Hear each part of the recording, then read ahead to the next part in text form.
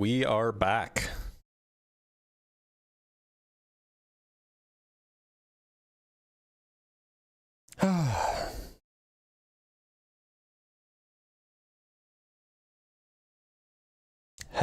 Headphones, AirPods not available. Why aren't the AirPods not available? Testing. The AirPods are very available.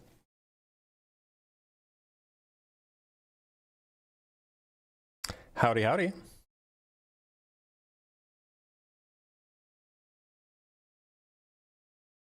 We are all lit for lamp on this blessed day.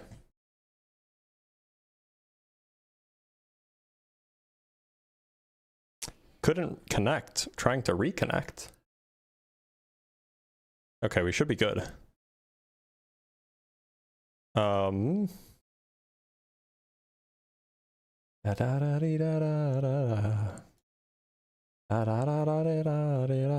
there be Ask a Physicist tomorrow? Tomorrow's Friday, right? We don't do Ask a Physicist on Friday. We do that on Tuesday and Wednesday.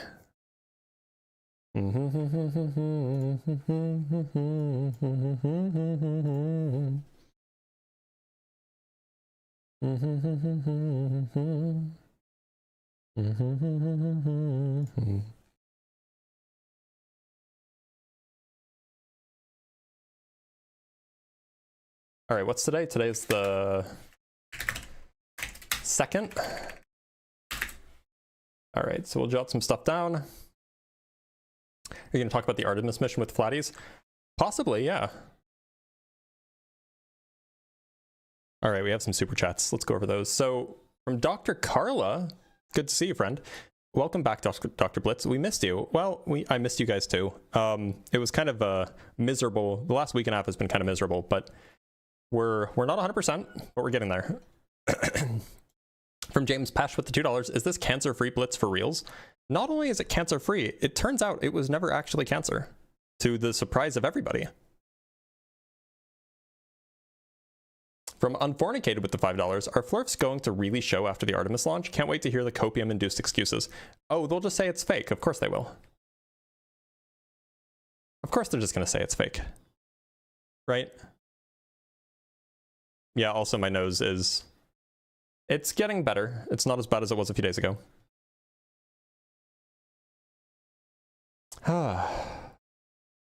Recovery sucks. I still have a tube attached to me. You can't see it because it's hidden under my shirt, but I still have a tube attached to me. Hoping to get it out soon. And I still have some pain, but we're okay. James Pesh, thank you for the $1. Is pee stored in the tube? No, actually, it's like a blood drainage tube.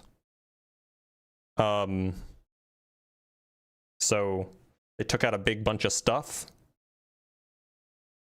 like a bunch of stuff. And so then because they're worried, like there's risk of it like filling up with fluid and blood and stuff, they have to attach a tube to make sure that it, you know, doesn't fill up with stuff.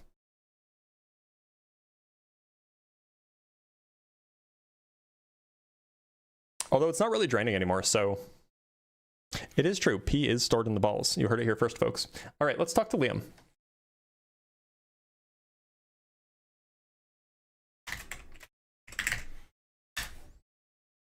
It's been a while since I've done this. Do I even remember how?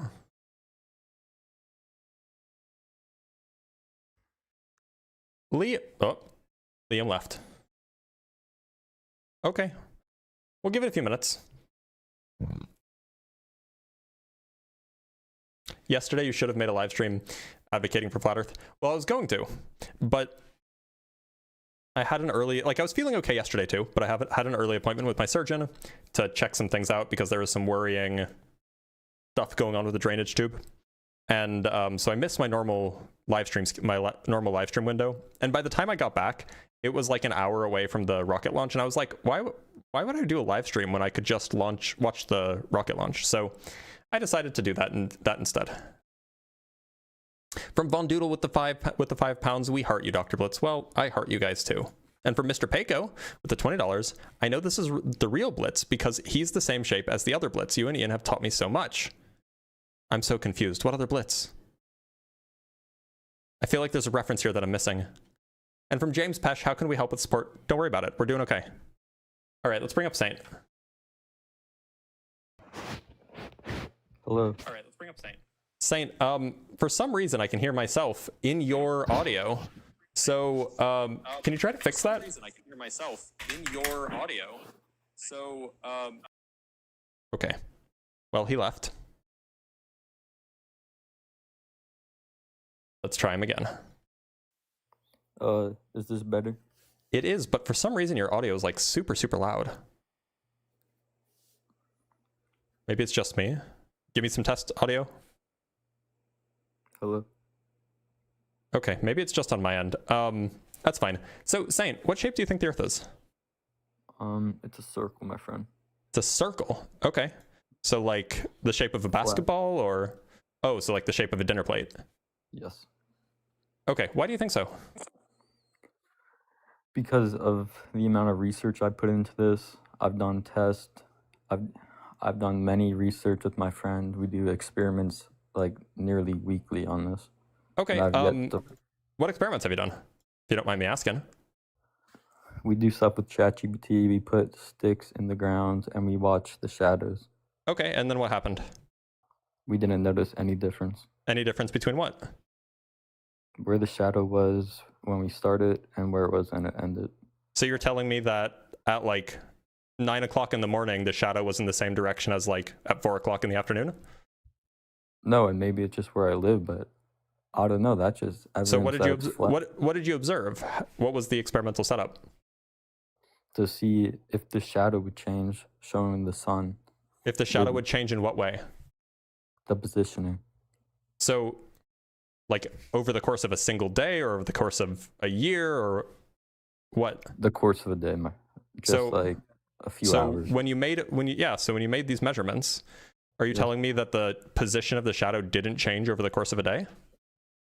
Not that I could see. So you're telling me that when the sun was in the east, the shadow was pointing in the same direction as when the sun was in the west? Well, that's what it appeared. Really? So isn't the shadow supposed to be in the opposite direction from the sun? Yes, sir. Okay. So are you telling me that during your experiments, the shadow was not in the opposite direction from the sun, at least for part of the day? Not when I was looking at it. Maybe I messed it up. I think you may have messed it up, yeah. Because how do we know it's a sphere? Like, I mean, every time I've ever looked at shadows, the shadows are always in the opposite direction from the sun. And it sounds like you're coming on and telling me, oh, but when I looked at the shadow this one time, the shadow wasn't in the opposite direction from the sun. It's a little bit suspicious. But then how come we have all like the stories about the Earth being flat and all these ancient people saying this? We also have stories about like dragons, and we have stories about like men who can throw lightning. That doesn't mean that it's real. Well, maybe we should, like, there could just be stuff outside our world, like, I don't know, like if it is flat, like different walls. I thought the reason that you believed the Earth was shaped like a dinner plate was because of experiments, not because of stories. I do, but I also like the stories. So why did we change off the topic from the experiments? We can go back to that. I was just saying. I'm just really struggling to understand what experiments you did. Like you just stuck a stick in the ground and then you just watched the direction that the shadows were pointing in? Yes, because what was your observation? Like be detailed here. What was your observation? So like how long did you wait? I would say I waited like 2 hours. So I went outside, I took a stick and I just stuck it in the ground. Uh-huh. And then I put dirt around it so it wouldn't move. Yep. And I took a picture of the shadow, and it was pointing straight, like, so, well, obviously, but I don't know how to explain where it was pointing. Well, you could use words like north, east, southwest, northwest, southeast. Those are good words. Yeah, but we don't have a compass. So then how did you take measurements? I didn't measure the shadow. It doesn't sound like you did an experiment at all. It sounds like you just stuck a stick in the ground and then stared at it. Well, what is an experiment? An experiment involves data collection. I collected data. What data did you collect? The position of the shadow. Okay, but you didn't actually collect any data about the position of the shadow. That's what you just said. So, like, do you mean I should have took a picture? Well, pictures would be good, but better than that would be like, what direction was it pointing in? Give me like the, you know how like north is 0 degrees and east is 90 degrees and south is 180 degrees. Like you should be able to give me like an angle because you would take measurements. I didn't have a compass, but I guess we could just say it was probably, well, it was pointing towards the back, so I guess east. Okay, so in the morning it was pointing east? Yes. So what direction was the sun in? The opposite. So you're telling me that the sun was in the west in the morning? Yes. You're telling me that the sun rose in the west? Yes, where I live. Okay. Do you happen to live on Venus? No, sir. Okay. Then it just seems like you're lying to me. Why? Do you want me to say where I live? Yeah, sure. Just give me a general location. Europe. Okay, so in Europe, the sun rises in the east. I'm not in this one country. What? There's one country where it doesn't. No, there's not.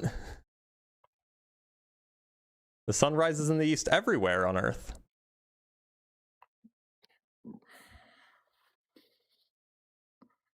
How, though? How do we know that? This is like something that you learn in 2nd grade. And for what it's worth, I've lived in Europe for several years, and the sun rises in the east. Is east even real, or is that a concept? East is a direction. But do we create that direction? It's just a direction. But is the direction real? I'm too old for this shit. Sorry about that. You don't look that old, though. You look pretty good, sir. Well, I appreciate that. But, like, you know what east is, right? Yes, sir. Okay. You know what north is? Yes, northeast, southwest. Right, so if you're facing north, yep. Which direction is east? It's left or right? It's right. Okay. So you do know what east is, and you're saying that it was west. The sun was rising in the west. That's my mistake. Yep. Yeah, it is. Sorry about that. So which direction was the sun in? The west. The sun was in the west, so the sun was rising in the west. Yes. So if you were facing north, the sun would have been on your left. Yes. At like 9 in the morning. It wasn't 9, though. Well, you know, in the morning time. Oh, yeah. Does the time matter, like you think? Well, yeah. Because I think you're lying to me. I think you're actually trolling. Bye. Bye.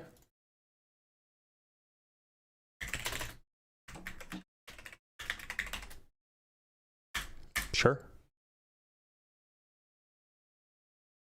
We have delivery.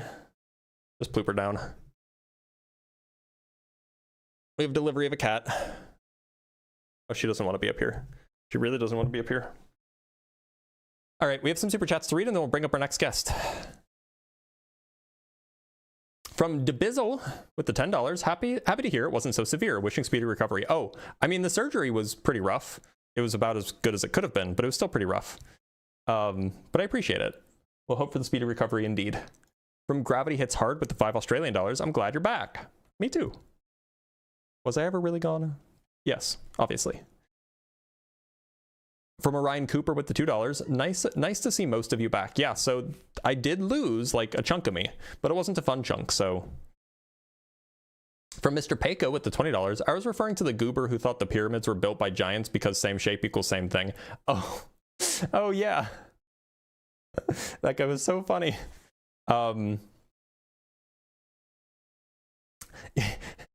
Here's a square. Here's another square. Must be the same thing. And then from Adam Hurst with the $20. Glad to have heard the good news. Congratulations. Thank you. I appreciate it. Yeah, no, the news is quite good. Still going to be a painful recovery, but we'll get there. All right, let us bring up our next guest. Let's talk to Rapid Recycling Scotland. This guy's probably an experimentalist. Rapid Recycling, have we spoken before? Never. Okay, Rapid Recycling, what shape do you think the Earth is? I think it's flat. Okay. For sure. Want to tell me why? Just my perception tells me that, and also because there's no proof to show that it isn't flat. So you think that there's no proof to show that it isn't flat, and your perception says that it is flat? Okay. Yes. Yeah. So certainly. what do you take to be proof? Well, proof is, like I say, you look up, you see the projector of rockets. They didn't go straight up. They always curve. Why would the rockets go straight up? So that they could leave the atmosphere quicker. That's not the goal. What is the goal then? The goal is to enter orbit as efficiently as possible. What about re-entry as well? What about it? Well, what, they come in at the same angle? Or do they Not come in necessarily. It just depends on how they engineer the system. Well, I think there is a lot of debate about it, and like I say, there is no debate. If you're talking about like orbital mechanics, there is no debate about it. This is very straightforward science. Well, Eric Dubay hasn't been debunked, has he? I've never spoken with Eric Dubay, but I don't think anybody really takes him seriously anymore. Well, I think he seems an intelligent man. I have watched his documentary. Are you sure? So did you know that he is, so I believe it was Eric Dubay who said that, and this was like 2 years ago or something like this. Mm-hmm. I believe it was Eric Dubay who said that if you could go to Antarctica, you would not see a 24-hour sun. I believe he said that, and I believe in fact that there are clips of him saying that, and I can pull up clips of him saying that if you're interested. Okay, and that's been debunked, has it? Yeah. Yeah. A bunch of a few flat earthers and a few globe earthers went to Antarctica together on a private expedition, and they recorded a 24-hour sun. Like, what about the distance when they take the Nikon P900? Is it the camera? Oh, I'm sorry, that was not Eric Dubay. That was David Weiss. Was it David Weiss that done that? But Eric Dubay supports that theory as well. Yeah. I would imagine so. Yeah. At least he did before he changed his mind when the flat earthers actually went to Antarctica and saw a 24-hour sun.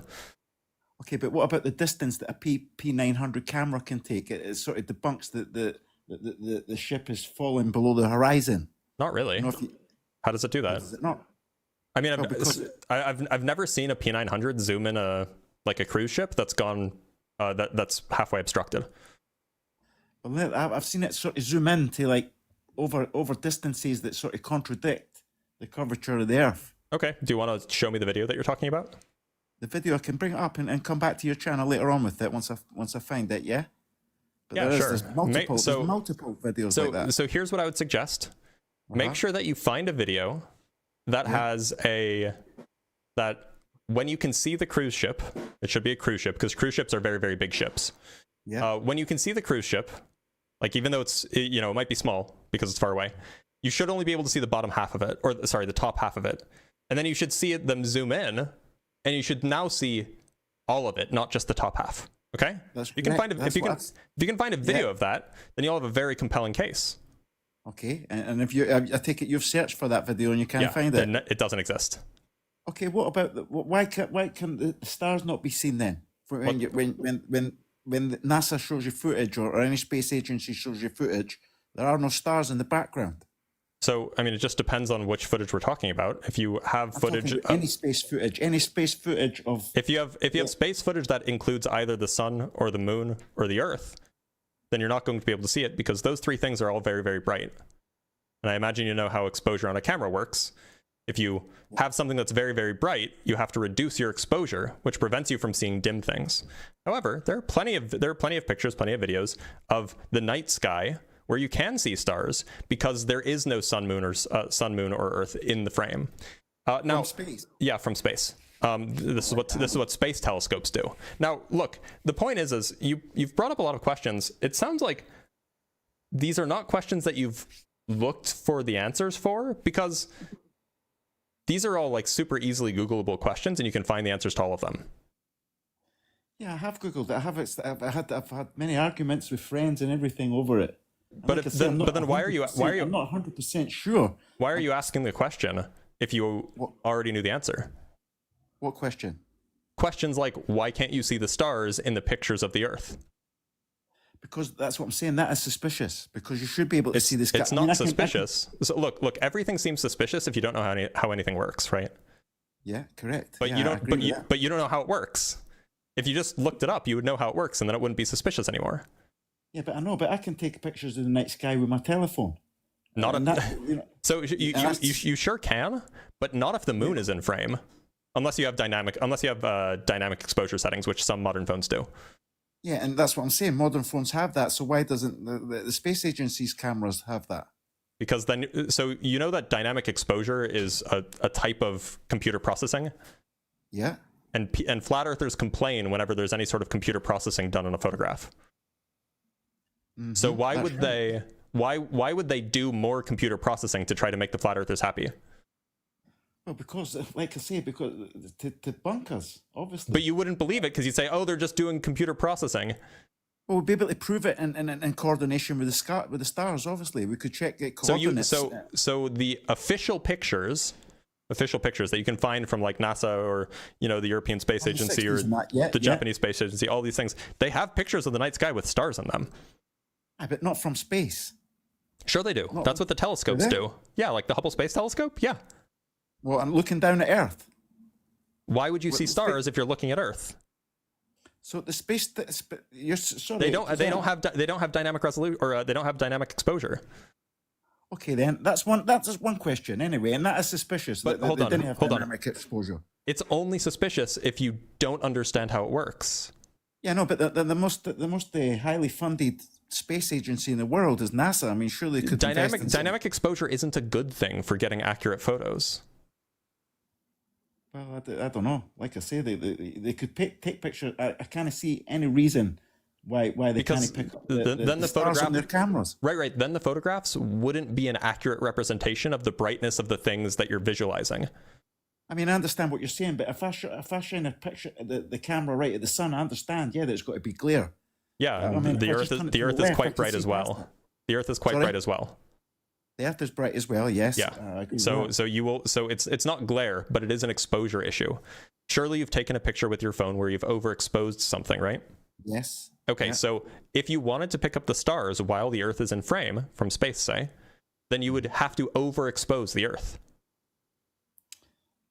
Well, like I say, I'm not an expert on photography, but what I am an expert on, well, not an expert, but I mean, you can't have a fire without oxygen. The sun isn't on fire. No, I'm talking about the rockets that are supposedly flying through space. The rockets bring the oxygen with them. They bring the oxygen with them? Yeah, they have liquid oxygen. Or sometimes they use solid rockets. Yeah, you can. You can light it, what, in a vacuum? Yeah, sure. Can you? I've never seen an experiment showing that. Just look for like firing a gun in a vacuum chamber. You'll find it.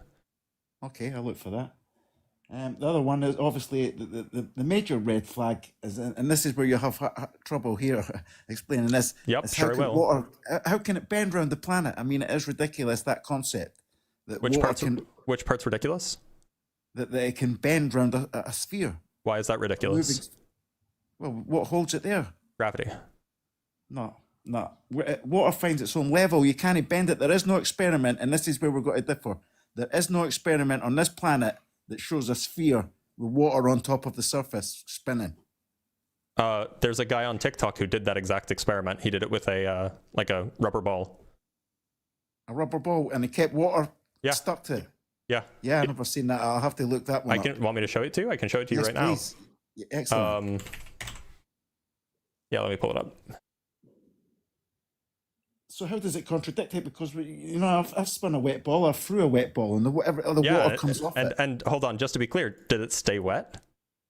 Yeah, it stayed wet. Okay, then that means that hold on, then that means that water stuck to it. That's what it means to be wet. That's because it was a furry ball. That was a tennis ball. Okay, if it was a plastic ball, then it wouldn't stay on it. I think that this ball is rubber, or it's like some sort of it's like a handball kind of thing. Okay, that's a great.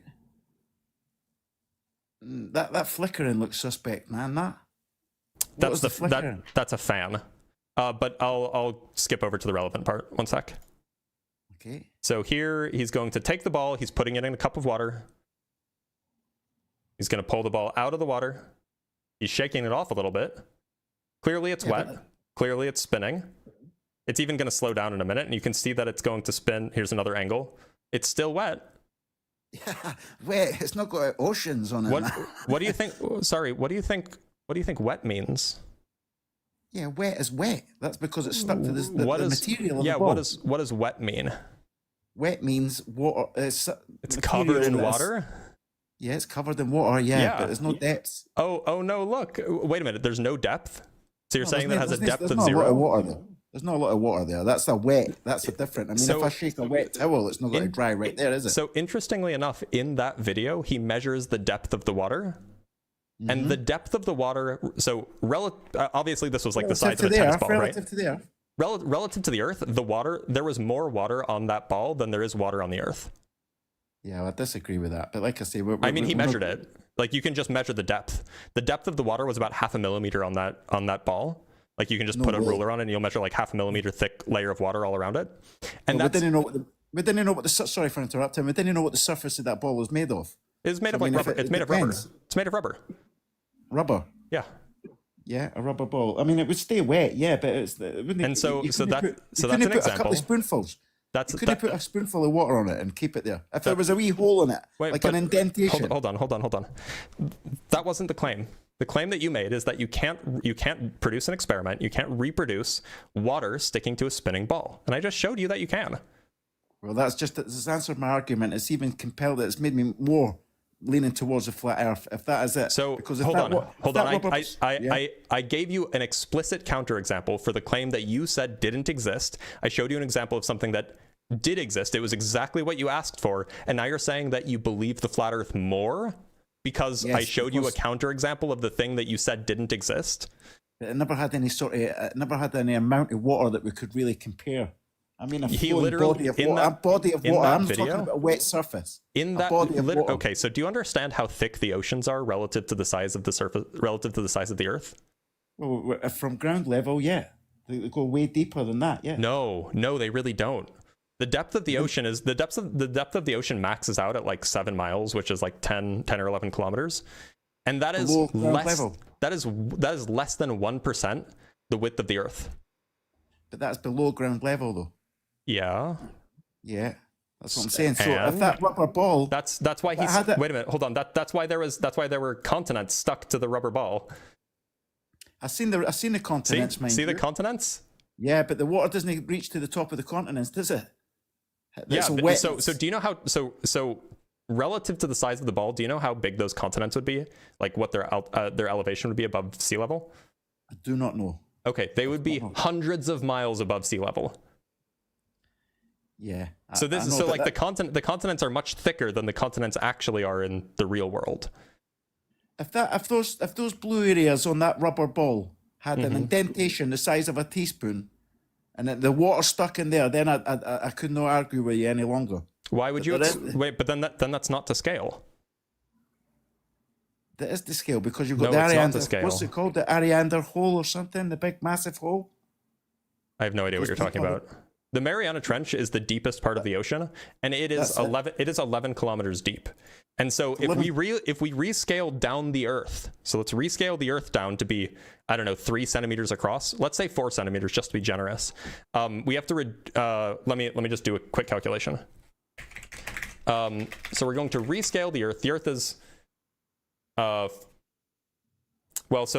we want it to be how big is this? This is like. That's like 2 inches, or is that like, yeah, let's say 4 centimeters across, just to be on the safe side. Maybe 5. So the Earth's actual radius is like 6,700 kilometers. And we have to multiply that by 2 to get the diameter, and then we multiply it by 1,000 to get meters, then we multiply it by 100 to get centimeters. So the Earth's actual diameter is like 1.3 billion centimeters across. Now we want to divide that by 4 centimeters, right? So this is our sense of scale. So the diameter, the rubber ball is about 335 billion times smaller than the Earth. Now, let's take 11 kilometers, 11,000 meters, say, and divide it by 335 million to get how deep the Mariana Trench should be on that ball. We get, so this is in meters. Mils and meters. So it's 11,000 meters divided by 335 million. We get 3.2 times 10 to the minus fifth. Now we can multiply that by 1,000 to get it into millimeters. So it is 0.03 millimeters deep is how deep the Mariana Trench would be on that ball. Which is actually less deep than the depth of the water was on that ball. The depth of the water on that ball is about 0.5 millimeters rather than 0.03 millimeters. So this is to say, you're just having a failure to understand scale here. The Earth is so much larger than the ball that even though the ball has a very, very thin layer of water surrounding it, that thin layer of water, once scaled up to the size of the Earth, would have oceans that are 100 or 10 times deeper than our deepest part of the ocean. I disagree, mate. Like I say, which part? The math checks out. Well, like I say, I've not got the maths in front of me. I've never been great at maths, that's for sure. But I certainly know a body of water cannot sit on a ball. Like I say, it cannot grab it. I mean, you say that, but like inertia will spin according it right to off, who? mate. According to who? According to reality, there is no scientific. If that's the, I mean, it's just not true. There's just no law of physics that says that. Mate, if that ball kept spinning there for any length of time, that water would not remain there. That's what I'm saying. Why not? The water would not remain there. Why not? For any length of time. Why not? Because it wouldn't. It would dry up in seconds. Why would it dry up? Because the tiny little particles would keep moving off it as you're spinning it. Just like when you spin a bucket, the water stays in it because it can't escape. That's the only reason why the water stays in the bucket when you spin it round. So you realize that like water does evaporate from the ocean and lakes. Yeah, that's what you're talking about. And then it rains. So why would that drying up water disappear? Well, there's another part of this, the test that's never been done. Why can't... Of course we're pivoting. Look, why don't we stick on one thing? Well, because which part is confusing? Which part is impossible? Like gravity keeps the water in. Because, like I say, gravity keeps you and me stuck. Got to keep leaving it. Why would spinning it make the water leave it? Because that's what inertia is. Inertia does that. That's not what inertia is. No. If you want to calculate where or what the water will do, you have to do a computation, right? And so what you'll on the one hand, you'll have gravity pulling it down. On the other hand, you'll have the centrifugal force pushing it up. And you can compare the size of those two forces. And the gravitational force is about 100 times bigger than the centrifugal force. So the centrifugal force that's trying to fling it out is just not strong enough. The gravity is about 100 times stronger. I think gravity is misconceived. Okay, can you explain why things fall? Weight. What is density and weight? What is it? Weight. What is the cause of that force? Mass. Okay, so you believe in gravity because gravity is the force caused by mass. I don't know. I disagree with it. I disagree with it. Which part? Completely. Which part do you disagree with? With gravity, everything's sucking it down, but it can't suck it. Like I say, a feather can float away in the air, or dust can float. Yeah, there can be more than one force, and sometimes one force is bigger than another, and so whichever force is biggest wins. Yeah, I don't know what's so hard to understand about that. I mean, like, surely you have intuition for this, right? Yeah, surely you agree. I mean, surely you agree if you have two magnets, each one trying to pull, say, like an iron sphere, whichever magnet is stronger is going to win, even though there's two forces pulling in opposite directions. Whichever one has the stronger force will win. This is not rocket science. It's the weight of things. I believe that's what I believe anyway. That it's the weight of stuff that and weight is caused by gravity. But what creates gravity then? Mass. Mass doesn't create gravity. Mass is just weight. No, mass isn't weight. Mass is the amount of stuff. Weight is a force. Yeah, mass. But obviously, the more mass is anything, is the more weight. So weight is a force, right? Dependent on mass. Yeah, it depends on mass. Yeah, and exactly. the reason the force depends on mass is because the force is the gravitational force. Mm-hmm. You've not got the video where the guy shoots. Sorry for like I say, we're not going to agree on that topic. But have you got the video where the guy shoots a gun in a vacuum? I can go find it for you. That was your homework to do, but I can go find it if you want. Good. Yeah, it's just I'm not familiar with really doing multiple tasks on this at once. I mean, it's a debate. It's definitely still strong. I don't think the debate is dead. There's no been debunked. I mean, it is dead. The only people who believe that the Earth is flat are people who are not educated on the subject. Well, like I say, there's not just one or two people, mate. And we've done extensive research. There's a lot of people who are not educated on the subject. I agree. That doesn't make them any less educated, or that doesn't make them any more educated on the subject. I think it's still an open debate because there's no proof conclusively. Like I say, we can do debate all day. Do you think that there are any physicists who think that the Earth is flat? But physicists are controlled by the narrative, aren't they? I mean, sorry, who are physicists controlled by? They're controlled by the universities that they went to. Oh, no, that's not how that works. Physicists are not. Physicists. I mean, wait, no, that's just not how that works. Physicists go to one university to get their education, and then they go to work at somewhere else. So why would they still be controlled by the university that they're controlled by what they're taught at the university? I mean, no one's got to go against the narrative, are they? And say no, that's not how that works. How many does what? Come on. How many physicists do you know? I know a few. Can you name them? Are they like personal friends or? They're not famous. They're not world. Okay, well now you know one more now. Okay. And so here I am telling you that if you could prove that the Earth is flat, you'd win a Nobel Prize. Here, by the way, I found a video of firing a gun in a vacuum chamber. Excellent. Thanks for that. Like I say, in the olden days, we used to sit down. People would discover things by sitting in front of a candle. Here we go. Pulling the trigger, and fire. Is this? And it goes. That's in a vacuum, is it? Yeah. They show you the vacuum gauge earlier. See, there's a vacuum gauge over here. How is that possible then? If you can't have combustion in a vacuum? Because it requires oxygen. Let me explain. So, thank you. When you have an explosive, which is what gunpowder is, they have their own oxidizer built in. The gunpowder, has its own oxidizer. So it doesn't need to have gaseous oxygen in order for something to burn. The oxygen is already present in the gunpowder. Okay. Well, that's another. Thanks for answering that. That's a good point. So it's a chemical. It's a chemical combustion. Yeah. Is that right? Safe to say? Yes, all combustion is chemical. But look, my point is there. You'll find that there are no physicists who are flat earthers, and you'll also find that physicists, if you're working in research, that is, or if you're not working for a national lab, if you're not working for the military or something, you'll find that working at a university, you basically have free reign to do whatever research you want to do. Yeah, I know, but you can't be a free thinker. Come on, you can't go against the narrative, man. Or you'll be poo-pooed. You know that yourself. What evidence do you have? What evidence do you have to suggest that that's the case? Because just from as someone who is published in this field, as someone who has published things that go against the narrative, have you? Yeah. Well, if you think you wouldn't be. I submitted a paper for publication like 6 months ago that makes the claim that the universe won't continue to expand forever. That's against the narrative. Okay, I'm not in. Nobody's come after me. Nobody's mad at me for that. If it's good science, it's good science. Yeah, that makes sense. I mean, if that's the case, if you're allowed to be a free thinker in this world, then how come we didn't have free energy then?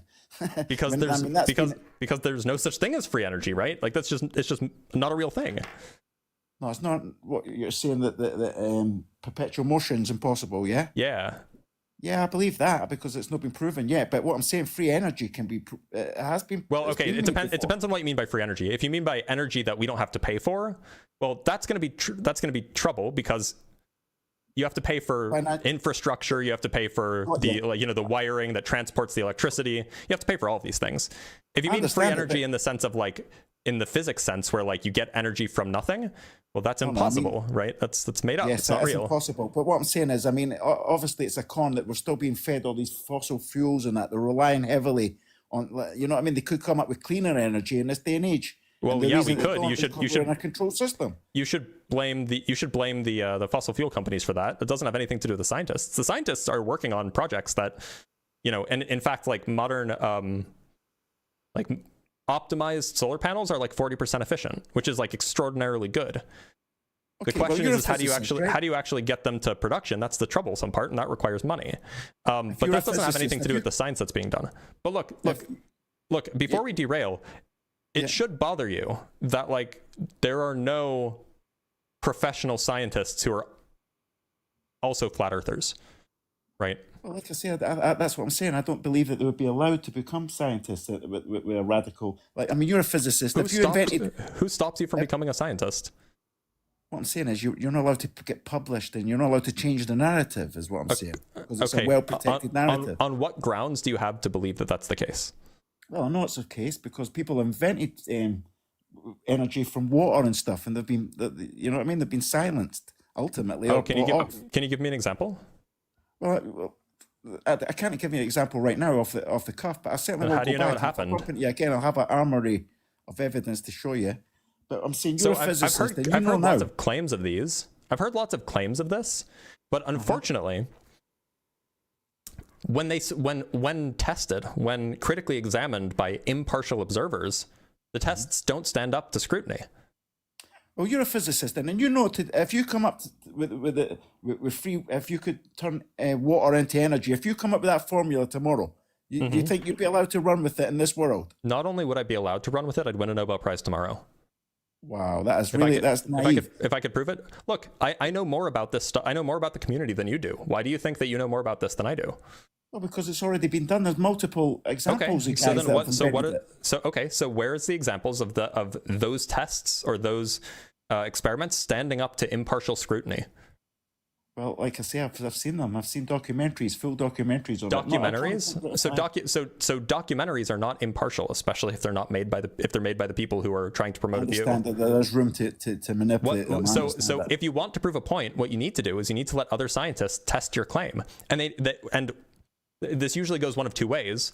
Either someone genuinely thinks that they've discovered something novel, but then so they let scientists come in, and then the other scientists, external scientists, they're like, oh, you forgot to account for this. That's where the energy is coming from. It's not free, blah, blah, blah, blah, blah. And then the claim is debunked. Or they don't let external scientists come in because they know that they're being a fraud.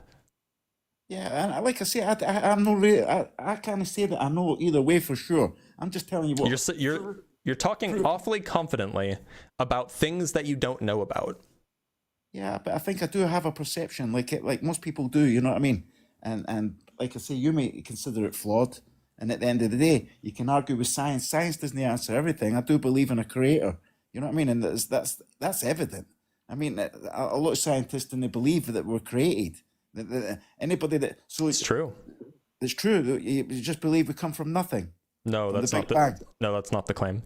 Look, so rather than you just saying asking a whole bunch of questions, why don't I think I'm going to take the chance to offer you some questions. So, Yes, did you happen to witness the rocket launch yesterday? I did. Yes, I've seen it. Okay. Yeah. So, what are your contentions with it? With the rocket launcher, like I say, the amount of space that you would need to carry fuel to carry you to 500,000 mile round trip. Where are they putting it, mate? Where's it? Did you see how big the rocket is? I seen how big the rocket was. Yeah. So I don't know off the top of my hand how big it is. It is almost 100 meters tall. It's bigger than the Statue of Liberty. Yeah. It weighs thousands of tons, and almost all of that is fuel. Why do you think it doesn't have enough fuel? Like I say, it just doesn't make sense, man. You know, and Which part doesn't make sense? Just the amount of fuel that it would take to take you there and back. Wait, you know what I mean? Do you have any sense of how much fuel it would take? Yeah, but even just the pressure on the engines. Look at it. You're talking about roaring through the universe for 500,000 miles. Yeah. Well, the engines don't. Hold on. The engines don't have to go for the whole time. They only have to get you there, and then once you're on your way, you can just coast. You can turn off the engines. What? And just coast all the way home? Well, no. You coast to the moon, and then once you get to the moon, you have to slow down so that you can enter orbit. Although I actually think that they might just be doing a flyby. I don't actually know if they're orbiting. But so supposing that they're orbiting, you'd have to slow down. So you'd have to fire your engines for a little bit to slow down so that you can enter an orbit. And then once you want to leave, it's just a flyby. Okay. So all you have to do then is you just have to point at the moon in the right direction, and then you'll swing around and then come back. What, without any engines? Yeah, you don't need any engines to do that. So All you need to do is be going fast enough that you can get there, and then you can turn off your engines. You can just head coast. in that direction. Yep. And what carries you through then? What inertia just carries you all the way? Yeah. Wow, that's cool. That's a great theory. Well, I mean, that's like 300-year-old physics. Like, that's just Newton's laws, right? An object in motion stays in motion unless acted upon by an external force. So, you know, this isn't really a theory. This is just how the world works. Yeah, well, like I say, what about traveling? What about G-forces then? Once you turn off the engines, there are no G-forces. No, I'm talking about the G-force when they're blasting it. Yeah, so 17,000 miles an hour. So G-forces have nothing to do with speed; they have to do with acceleration. So I think, and I can double check this for you, but I think that like most rocket launches with people in them are going to cap out at like 4 Gs. But I can look it up for you. Yeah, I think it's more than that. I heard it on the news. It was more than that. All right, so the maximum G-force on the humans in the Artemis 2, they were expected to experience around 4 Gs on their way up, and up to 6.8 Gs on their way down. So yeah, I mean, like, it's a lot, but it's nothing that humans can't handle. Well, I'm interested to see the footage that they take while they're up there anyway, and see what the community makes of that. You know, are you going to call it fake? Believe it, you know, and I think there is cause for them to lie to us. You know, the powers that be, for sure there is. I mean, and it's very. I mean, if you're taught something young or at a university, and you take it as gospel, you're just going to call it fake, aren't you? What? The rocket trip to the moon? Yeah. Well, we'll see. We'll see what they come back with. Well, you know that they're live streaming right now, right? Sorry? They're live streaming right now. Are they? Yeah. Yeah, I've seen that before, yeah. Like I say, I mean, you know, we can be lied to. We can be manipulated as human beings, and anyone should put their hands up so of for course that. you're just going to call it fake. No, I'm not going to call it fake. I'm going to analyze it. Okay, what kind of methods are you going to use to analyze it? We're just using discernment. Discernment isn't a method of analysis. Well, it's a formula that we rely on anyway. What's the formula? At the end of the day. So basically, it all comes down to we're being created, mate, and we're not allowed. We're permitted. We're not permitted to get up there. We've not got the technology. I believe that. It just doesn't sound like you have a way to analyze the footage in any objective sense. Well, I've seen other people analyze it, more experts in photography and that. Yeah, so what about the experts in photography? What about the experts on photography and the experts on physics and the experts on computer-generated graphics and the experts on all of these things who analyze it and say, oh yeah, it's real? I've never heard any of them. I've never seen anybody that prove that. One sec, let me pull something up for you. It's quite easy. I remember from 9/11, people found out like it's quite easy to green screen things in that, isn't it? One sec.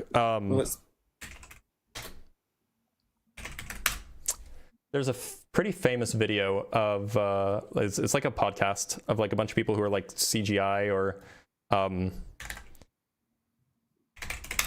experts, yeah. Yeah. And let me see if I can find it. Is it this one? I think it's this one. Yeah, I think it's this one. These are VFX artists. Yeah, I'm not going to show you the whole video because it's rather long, but you should pull it up and watch it yourself. Okay. It's called VFX Artists React to the Moon Landing. And this is from 5 years ago. So you have a whole bunch of VFX artists and they're just like, responding to the video and talking about the framing and the lighting and all of that stuff. So take a look at it because these are experts. Those are experts analyzing the footage and coming to the conclusion that it's real. Like I say, I mean, we people that didn't believe in the flat Earth might seem alien to you, but I mean, people that believe in the Big Bang seem alien to us. That thought that all this come out of just an explosion from nothing. I mean, that's just as ridiculous to us as what we sound to you. Look, so all I'm going to say is that there are more experts who have analyzed the footage and analyzed the data that come to the conclusion that it's real than there are that have come to the conclusion that it's fake. Okay, well, I'll look into that later myself, and I hope I'll bump into you another time and we can. Yes, I promise. Okay, because lying is a sin, right? Yes, completely. Yeah. Okay. Okay, we'll check it out and come back to you on that one. But All right. I totally disagree. You've not done anything to change my argument, and the rubber ball theory. That's just because you've that kind of is it. ignored all of the evidence that I've presented you. No, I can haven't. why not offer? I can offer you more if you want. Yeah, real evidence. Yeah. Show me something. Show me your biggest point. Okay, so game changer. So let me pull up something for you really quick. I'm gonna pull up a notepad just so then we can go over some a line of reasoning. Don't worry, we'll get there. Round Earth for dummies. Yeah, we're gonna do round Earth for dummies, right? Right. Okay. Okay, round Earth for dummies. We probably can't talk about neutrinos, huh? Okay, so first, do you agree that if the sun is above the clouds and the Earth is flat, and the Earth is flat, then the bottom of the clouds should always be dimmer than the top of the clouds? Do you agree with that? No. What about reflection of the sea? Well, the reflection is always going to be dimmer than direct sunlight, right? I don't know. Well, a reflection always loses some energy, right? Okay. Right, So well, the direct sunlight will always carry the most energy, more than any reflection would be. Right. Okay. That's pretty reasonable. It's not like the ocean. It's not like the ocean is a mirror. It's not like the ground is a mirror. It's reflective, though. It depends. It's if you partially on a white desert. It's going to right. come right back up again. So it's partially reflective, but it's not perfectly reflective.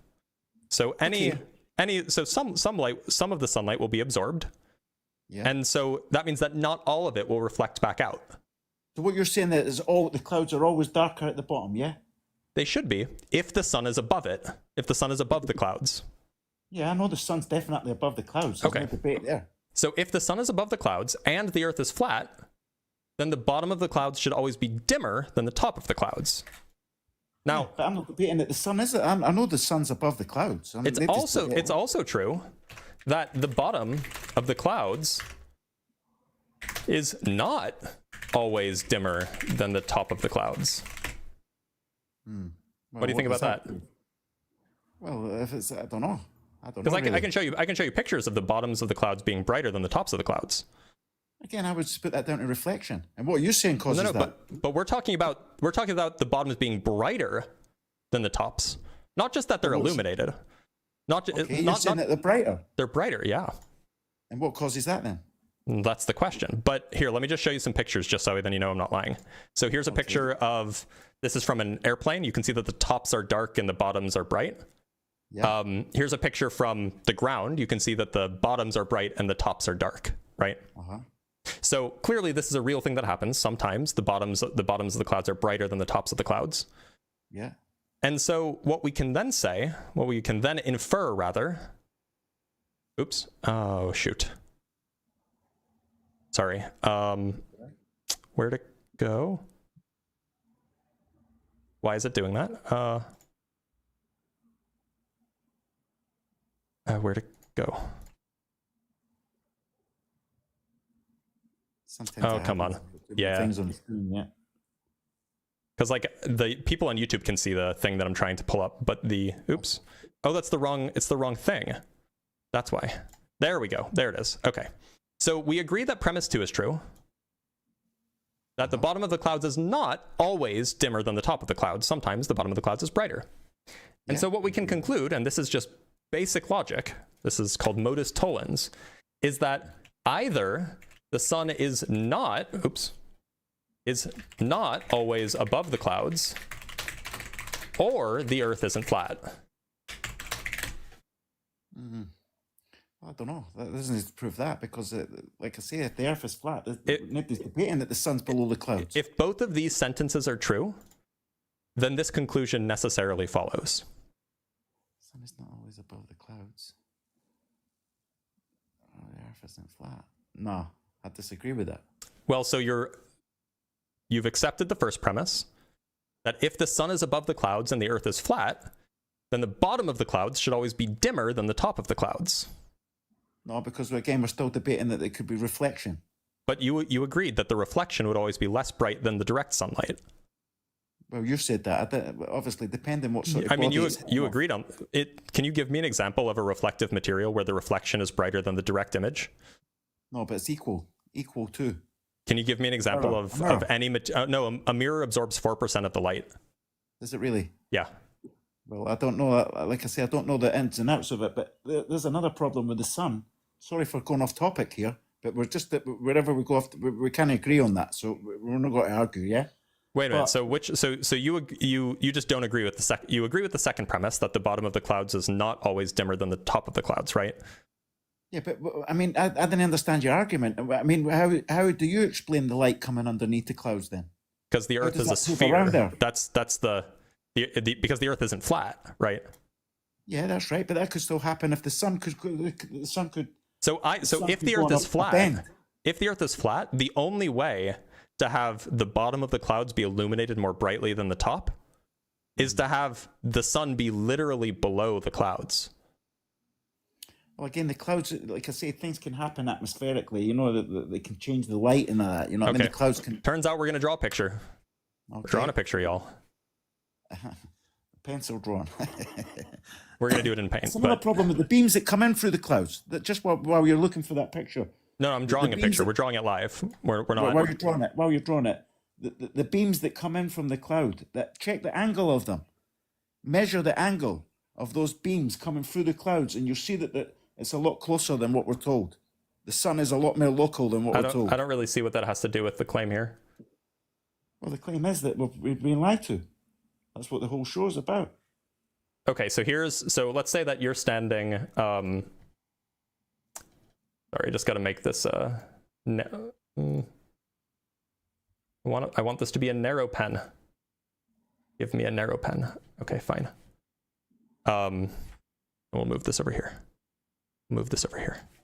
Okay, so let's say that you're over here, right? This little stick figure is you, right? Yeah. And I'm gonna draw a little cloud. Mm-hmm. Right, there's a little cloud. And now I'm gonna put the sun. Sorry, one sec. I'm gonna put the sun in one location. I'm gonna put it above the clouds, right? Because we agree that the sun should be above the clouds. So the sun might be here, right? Yeah. So the sunlight goes in all directions. I think we can probably agree on that. Yeah. It goes in this direction and this direction and this direction and this direction and this direction, and it goes in every single direction wherever. So some of the sunlight is going to hit the top of the cloud, right? Yeah. It's not going to pass through the cloud because the clouds are opaque. But it'll diffract light in a certain way. They can a little bit, but it's not going to pass through to the bottom of the cloud. It'll illuminate the top of the cloud, and it won't illuminate the bottom of the cloud. And then you're also saying, well, it could go down here and then bounce off the water and illuminate that way, right? Yeah, could. But water is not But water is not 100% reflective. For example, neither is the ground. And so what you'll end up with is any of the light that is illuminating the top will be brighter. It'll be brighter up here in the top half than it is in the bottom half. Yeah, but on a flat Earth, I mean, the sun could still go to different elevations. I mean, if it was circled around the flat Earth, if it is always above the altitude that the clouds are at, then this will always be the case, that the top will always be brighter than the bottom. Well, there's an easy way to debunk it that the sun might. Look at your rays there, and you're drawing there, right? The way that you look at, I could show you pictures. Well, you could find them faster than me with your expertise on the computer. But I mean, if you measure those beams, and that can tell you the exact distance, mate, and it shows you that the sun's a lot more local. Yeah, you can do that. This is a separate experiment. This is like, you can do this with the Eratosthenes experiment. And what you find is that the sun is essentially infinitely far away. Well, like I said, anyway, we don't even have to do anything that complicated. We don't have to make any measurements or take any data or anything. All we have to do is recognize that because a reflection always loses at least a little bit of energy, the bottom of the clouds should always be at least a little bit darker than the tops of the clouds. I know, but we didn't know enough about the way the light diffracts in the clouds. You know what I mean? Clouds sure can we diffract. Do. That's how they like shining a light into This is how the clouds get illuminated. The light enters the clouds and then it bounces around in a very small, it has a very small penetration depth. So not a lot of light actually penetrates. It bounces around, and so the surface of the clouds get illuminated. So if you have direct sunlight, if you have direct light onto a cloud, the surface of the cloud will be illuminated from that scattering. And so what we see is that the top of the cloud should be brighter than the bottom of the cloud. I know, but there's too many variables in the no, there's really not. There's really not. The way that light can diffract against all the water molecules is uncalculable. You know what I mean? We can't predict. No, it's actually very calculable. This is called a scattering problem, and you can absolutely calculate the penetration depth of light, for example, in like a suspended liquid in a gas. This is absolutely a thing that you can do. I'll take your word for it, but like I say, I need to look into these things. So do you have an alternative explanation for how the bottom of the clouds could ever possibly be brighter than the top of the clouds? Okay, because the sun moves in an arc over the flat Earth. How is it that the top is gray but the bottom is orange? Well, because like I'm saying, because the sun goes over the flat Earth in an arc, perhaps, that once it goes down to the bottom on the green side, past the green, then it can let the light in, like what you're saying. So it doesn't have to be a sphere. It could be like a rainbow-shaped arc. So look, I don't understand. Regardless of where this circle is, that circle will always be above the clouds, right? No, if it's moving in an arc over your scenario there. Let's say it moves on top of me, then it's still above the cloud, right? It's still higher in elevation than the clouds. No, maybe it moves. See, let's pretend are you saying that it can move up and down? Let's pretend it's at the top of the firmament for argument's sake. Can it move up and down? Does the sun move up and down? In an arc. Then it doesn't. Right. I understand. Left to right in an arc. Look, I understand what you're saying. You're saying that it moves like this. It moves like around like this, but obviously bigger scale. Obviously bigger scale, but it moves like, it goes like around. It moves like that, but it could also move higher and lower, so it could be like a rainbow effect. Wait, so you think that it can do this? You think it can move up and down?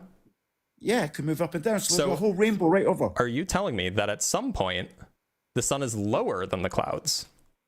Never that. Okay, then it doesn't matter how low it goes, as long as it's still above the clouds. You still have some explaining to do. No, I'm talking about if you draw a rainbow shape right over your whole scenario there. Draw a rainbow right past there, and then make the sun go past the Earth there, and that trajectory whilst elevating. Well, when it's over here, it would be below the clouds. Yes. Okay. So that's how the light could get in. Wait. So you're telling me that the sun can be below the clouds? It could be over here. It could go right past the flat Earth. Say the Earth is flat. It could go right past your green part. Hold on. Could the sun be over here? The sun could be there. Yeah. Then it can be below the clouds. Well, of course it can if it moves in that trajectory. Yeah. Okay, so you think so then we agree. I'm glad that we agree that this argument that I've offered you is correct. That either, because it's possible for the bottom of the clouds to be brighter than the top of the clouds, then either the sun is not always above the clouds or the Earth isn't flat. And it seems like you've decided that means that the sun is not always above the clouds. No, the sun is always above the clouds, and that's what I'm saying. You just agreed that it wasn't. No, it obviously is, because obviously there's light. You've proved that there's light under the clouds. Let's back up just a little bit. You said that the sun could. Oops. You agreed just a second ago that the sun could be. Sorry. You said that the sun could be over here, right? Yeah. If you widen your rainbow shape there, make it come right off the edge of the. So just to be clear, this is below the clouds, right? Maybe, perhaps, yeah. Maybe it drops down past there. So you agreed that you just said that the sun could be below the clouds. It could be, yes, in order to get light under there. But then 2 seconds ago, you said that the sun is never below the clouds. No, never on a sphere. No, that's what I'm saying. We're not talking about a sphere. We're talking about a flat Earth. We're talking about the flat Earth. We're not talking about the sphere. I'm talking about the flat Earth. Okay, the sun could move in that trajectory if you widen that rainbow shape. If you widen the rainbow shape so that the rainbow was coming off, then the sun could come lower the clouds then. So in your view, on a flat Earth, the sun could be lower than the clouds? It could leave that, it could go off the edge of it, yeah. Okay. It could drop below the edge of it. Okay. So if the sun could be below the clouds, so you know how it's like 6 p.m. It's that you know, I don't know what part of the world you're in. I mean, I can guess, but let's say it's sunset at 6 p.m. for you in Scotland. Yeah, that's correct. Okay, maybe it's like August or something, or September. Sunset, it's 6 p.m. So in your view, it sounds like what you're saying is that at 6 p.m. the sun should be below the clouds. Yeah, well, that's at dawn. That's what dawn is, yeah. Or at dawn. We can say it's 6 a.m., 6 p.m., whatever. Either way, the sun is below the clouds at that time, right? Yeah. Now, at 6 p.m. for you, it's noon in New York, right? Yeah, that's right.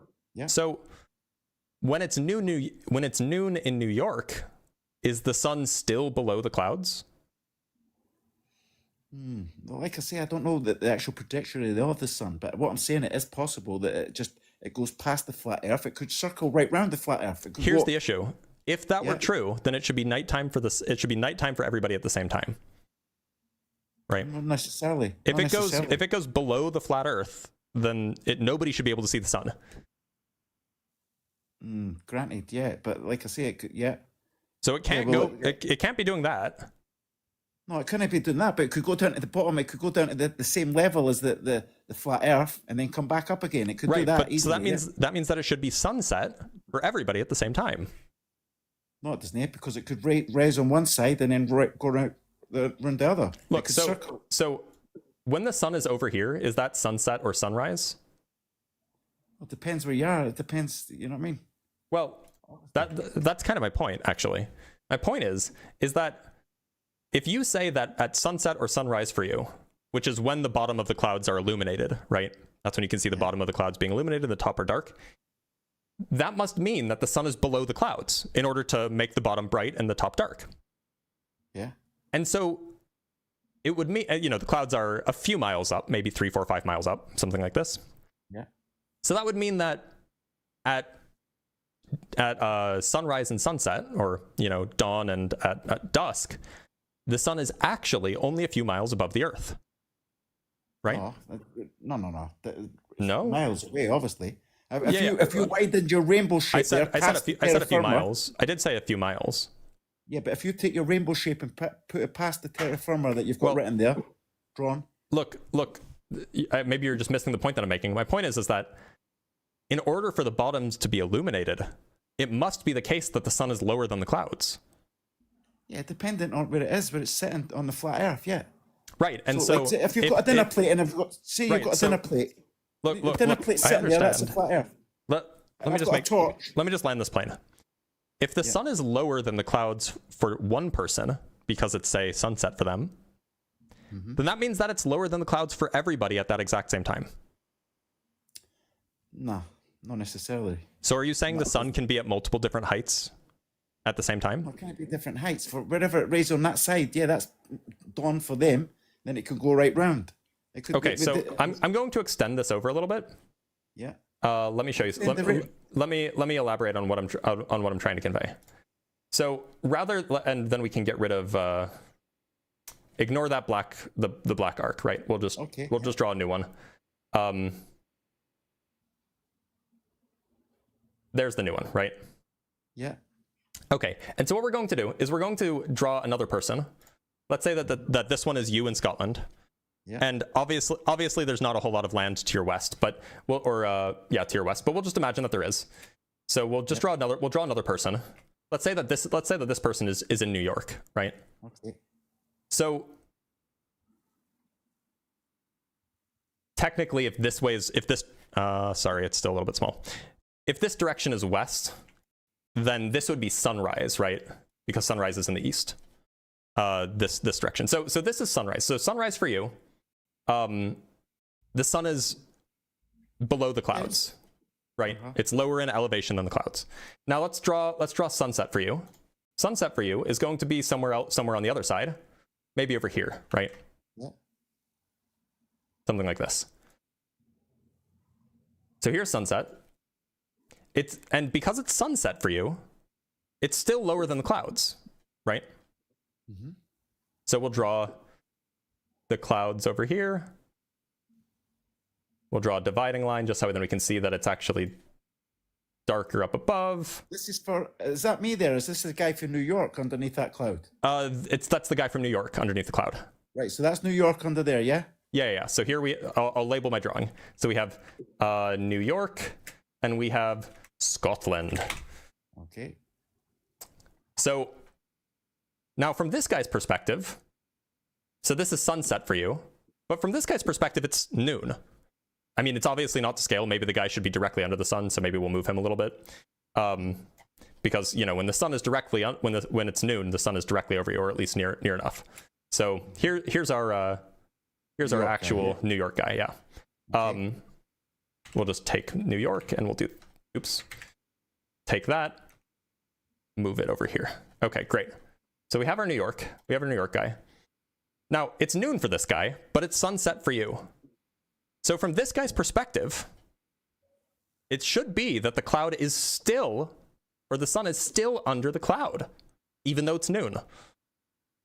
Well, we don't know. How would that be? Because the sun can't be at different heights at the same time. So if it's under the clouds at your sunset, which is his noon, then it has to be under the clouds at his noon.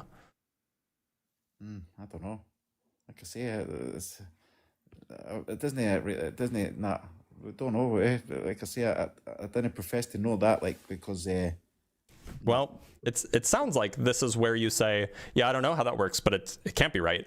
This is pretty straightforward stuff, right? If the sun can't be at multiple heights at the same time, right?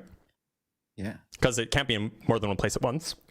I don't know the different elevations, mate. You know what I mean? It could be different elevations. I don't know. So we don't need to know the exact elevations. All we need to know is whether it's above the sun or above the clouds or below the clouds. That's all. Okay, that's a good. Yeah. I agree so with that, yeah. And if in order for the bottom of the clouds to be illuminated at your sunset, which is when the sun is over here, that means the sun has to be lower than the clouds. Then that means that from the New Yorker's perspective, the sun is also lower than the clouds, even at noon. We can't say that because we can't really say what's in between there. You know, you've got a lot of mountains, you've got a lot of different elevations. It could be, I don't know. What do the mountains have to? I mean, what do the mountains have to do with anything? There's no mountains. Obviously. There's no mountains between Scotland and New York that are higher than clouds. Yeah. Well, like I say, I'm not really great at geography either. But like I say, yeah. It's just ocean. Yeah, it's just ocean between us. Yeah, so they say. Held down by gravity, you say. Yeah. But the point is that it's like, I mean, we could even draw this more accurately, right? We'll just draw a little rectangle, and then we're going to. Is, mate, the world's much bigger than both of you or I. You and I combined. There we go. We didn't know, mate. We didn't. There we go. Now we have an accurate depiction of the of New York and Scotland. There's ocean between us, and so now. There's just nothing in between. There's the clouds over here that you can see that have the bottom of the clouds being illuminated by the sun, which means that this person at noon should also see the bottom of the clouds be illuminated, and should see the sun be lower than the clouds are. Well, there's a lot of things in between us, mate. Like I say, I didn't there's really ocean. know it. I don't think it's... If this is your best argument... There's ocean in Ireland. Yeah, if this is your best argument for proving around Earth, then it's not convinced me. And I've obviously not convinced you either. I mean, it hasn't convinced you, but like, you've agreed that the sun is sometimes lower than the clouds, which, keep in mind, planes can fly higher than the clouds. I'm saying there's reflection definitely under the clouds, but we've not looked deep enoughly into like the refraction of the clouds and things like that. I have looked deeper into it. It doesn't save you. Well, if you've looked into it, that's fair enough. I can't argue with that because I'm not a physicist, but I'm just telling you what I see is perception. And yeah, like I say, the world's much bigger than us. The universe is bigger than us. Just because the universities have given you a narrative, you know what I mean? No, you don't need universities to know this. Euclid would have known this. This is basic geometry. Well, I disagree with that because, like I say, there's too many. You disagree with basic geometry? There's too many variables. There's only one variable: whether the sun is higher or lower than the cloud. When I see a ball that can take a substantial body of water spinning on it, mate... Okay, so now you're pivoting because you don't have a response to the sun being lower than the cloud. No, I can't prove that. Not based on your model. I can't prove anything there. No, I can't prove it. This is your model, by the way. No, this is your model. For the sake of this case, we're assuming that the Earth is flat, and we're showing that it doesn't make any sense. Yeah, flat, but not totally flat, not pancake flat. Nobody you know is. what I mean? It's Look. So, what's the tallest mountain in Scotland? Ben Nevis. Okay, how tall is it? I don't know. Okay, the tallest mountain in Scotland, famously, is less than a mile tall.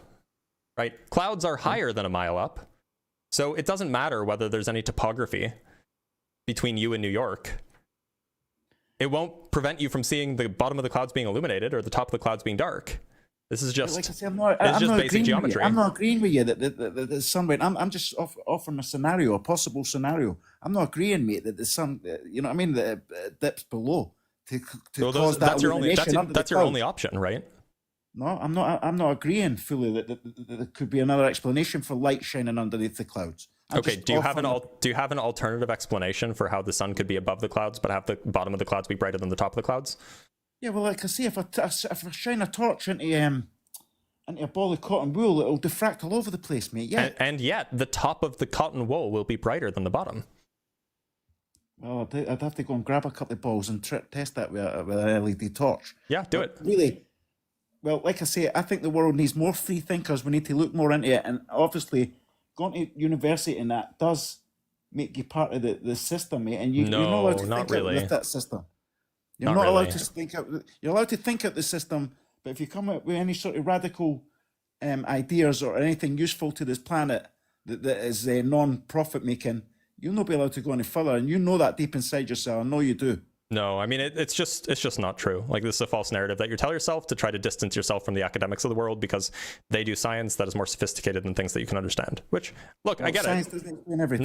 Not everybody can understand everything. I don't understand a lot of what biologists do. I don't understand a lot of what chemists do because I'm not a biologist and I'm not a chemist. But I don't go around saying that it's all just a giant conspiracy because I don't understand what they're saying. Well, did you're saying? Well, can I just ask you one question? It's Sure. just slightly off topic. Do you believe that we're created or we just happened at the Big Bang? I don't think that that's a true dichotomy. I don't think that we just happened because of the Big Bang is the only alternative explanation from a creator. Well, what is then? I didn't see. If we weren't created, So then we're either we're created or we're not. That's the true dichotomy. Created. We're definitely created. What do you think? Do you think we're not created? I don't think that there's a creator. No. You think we're just circumstance? No, that doesn't. It just because I say I don't think that there's a creator, that doesn't mean that we are just circumstance. Well, I disagree. I think we've definitely created. I'm not saying I'm religious. I'm not even religious, but I know for a fact. I feel it in my heart, and I've seen evidence of it. We've been created. It sounds like you're religious. Nothing else about it. We never crawled out any primordial slime. You know what I mean? That just doesn't happen, man. It doesn't happen. Spoken like a true person who wants to understand the world around them. I do want to understand the world. If you did, then you wouldn't be misrepresenting the scientific view. Rapid recycling. You've been on for a while, so I'm going to let you go. But thank you for being here, gentlemen. Listen, care. interesting. Anyway, thanks.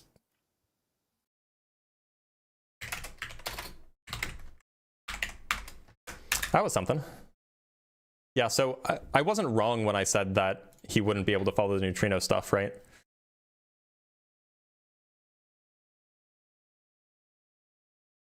All right, let's bring up our next guest. We have a guest in Discord, so let's bring them up. Let's read some super chats before we do that, and then we'll bring up our guest from Discord. From Rodrigo Samante with the two euros. Oh, I can hide this stuff now. Nice to see you. Hope you're doing well. I'm recovering. I'm doing better every day. From Dan O'Connell with the 279 Canuck bucks. Glad to see you back, Dr. Blitz. I'm glad to be back. From Brian Peck with the $2. Dubay does not debate and doesn't accept invites. That makes sense. I believe that. From WT Pass with the 2 Canuck bucks. Keep up the good work. I will try. From Brian Peck with the $2. By the way, glad to hear it wasn't a gist. Nasty tumor. Well, gists I think are actually probably the best case scenario if you're going to have like a tumor there, because they're pretty slow growing, right? But I don't have that. I didn't have that. From Spamiels with the $20, welcome back, looking good, homie. I appreciate that. I've lost some weight, which is bad. Need to gain some weight, but we're on the road to recovery. From L'Oreal with the $20, thank you so much, L'Oreal. Always good to see you. Welcome back, Dr. Blitz. You've been so strong. Your wife is an absolute queen. You hear that? I don't know where she went. I'm okay. And your mom is incredibly sharp and knew something wasn't adding up. I admire all of you. Wishing you and your family best. So, and this just to clarify something. It was reasonable for my oncology team to investigate cancer. Because if they were wrong about it being cancer and it just ended up being an abscess or an infection, then it's significantly less serious. So the cost of them being wrong is low compared to the cost of them being wrong if it was cancer and they assumed it wasn't.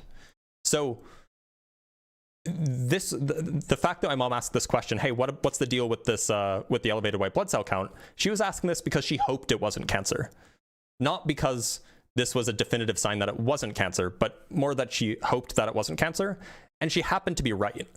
But the responsible thing to do was still to run those tests, because if it was cancer, we needed to know as quickly as possible, right? You don't want to take time to rule out other options. From Brian Peck with the $2, caller speedrunning 11-year-old talking points. Yup. From Blake Walker with the $10, I'm overcome with joy to see you back online. I'm here and hopefully here to stay. From Juso here with the €2, nothing makes sense when you don't know anything. That's exactly the issue, right? From Ryan Cooper with the $2, per this guy, why did the goalpost cross the road? I should start using that. That's funny. Yeah, somebody says, of note, malignancy can cause elevated white blood cell count even without infection. So it wasn't a specific elevated, it wasn't just general elevated white blood cell count. It was a specific kind. It was like neutrophils or something like this. There's a specific white blood cell count that was elevated, which I guess, which is, you know, indicative of something. But, you know, it wasn't just like general white blood cell count. It was a specific kind, but I'm not a medical doctor, so I don't know that kind of stuff. From Ancient Irish Celt with the €5. Stayed up to watch the launch last night. Incredibly exciting to see. Thank you from Ireland for the science education by mocking flat earthers. Yeah, we do our best. I watched the launch too. It was incredible. Like, it was spectacular. I'm glad I got to see it. I was clenching my fists, like really scared that something was going to go wrong. Because that would have been devastating. From Mr. Gust with the 100 Swedish kroner. 24-hour sun game over. Yeah, exactly. From Germs Rossalina with the $20, I once debated a close friend who's a FLERF. After disproving all his crap, he said, but you have a college degree, right? I said, yeah, I have 3. He replied, oh, then you're just indoctrinated into the lie. Yeah, that's the issue, right? Like, since when is education a bad thing? From 49 Perfect with the $5, caller, makes claim. Dr. B disproves claim with video evidence. Caller, I don't know math, so you're wrong every time with these yahoos. Yeah, look, more people should learn math. We should encourage mathematics education. From the Rabid Squirrel with the $2, all hail the emissary of the lava lamp. Indeed, I have returned. Just a few more to go. From Chatter Cheese with the $7, going to the MUN and Kerbal Space Program should be required curriculum in schools. Oh my god, yes. I learned so much orbital mechanics from Kerbal Space Program. In fact, probably all of the orbital mechanics that I know, I learned from Kerbal Space Program. Because it's so efficient. It's so good at teaching it and learning it. From Unfornicated with the $10, Larry Basinger listened in on Apollo 11. I ran the numbers. It was possible to hear VHF PLSS comms on Earth. Independent skeptical witness wanting to see if NASA hit anything. Recorded Nixon call. Yeah, I've heard about this. I should actually probably add this to my debate notes because, you know, I just don't have it somewhere. I'll add it to my to sort. We'll put it in the moon landing or something. What is his name? Larry Basinger listened in on Apollo 11 radio. Find more details. Yeah, so that is a really good point. But they might just say it's fake. From Cherry Bum with the $10, glad to have you back, Dr. Blitz. Indeed, I have risen. From Ryan with the $5, you have to tell everyone you talk with about the final experiment. It wrecks every flat earth model. The earth is round and Christ is king. God bless. Well, look, I disagree with you about Jesus, but I do agree that the earth is round. The thing is a lot of them think it's fake. And I actually like the sun example because you can see them squirm and try to wiggle their way out of it. From Ekipo with the €5, put a rainbow on a picture and a smiley face on the sun so that FLERFers can understand the logic. Yeah, I should do that. I really need to just like make a diagram that I can pull up on the regular. From Ryan Gasling with the £5, I agree with the caller now. The lack of consistent sunshine in the UK is proof of the flat earth. True. Yeah, you got us there. From Garain with the $2, FLERFS all failed elementary school geometry. Yeah. Or they just don't remember it. From Brian Peck with the $2, that guy is free to think and chooses not to. That's one way to put it. I just don't understand, like, what's the opposition to actually, like, seeking out things that are complicated?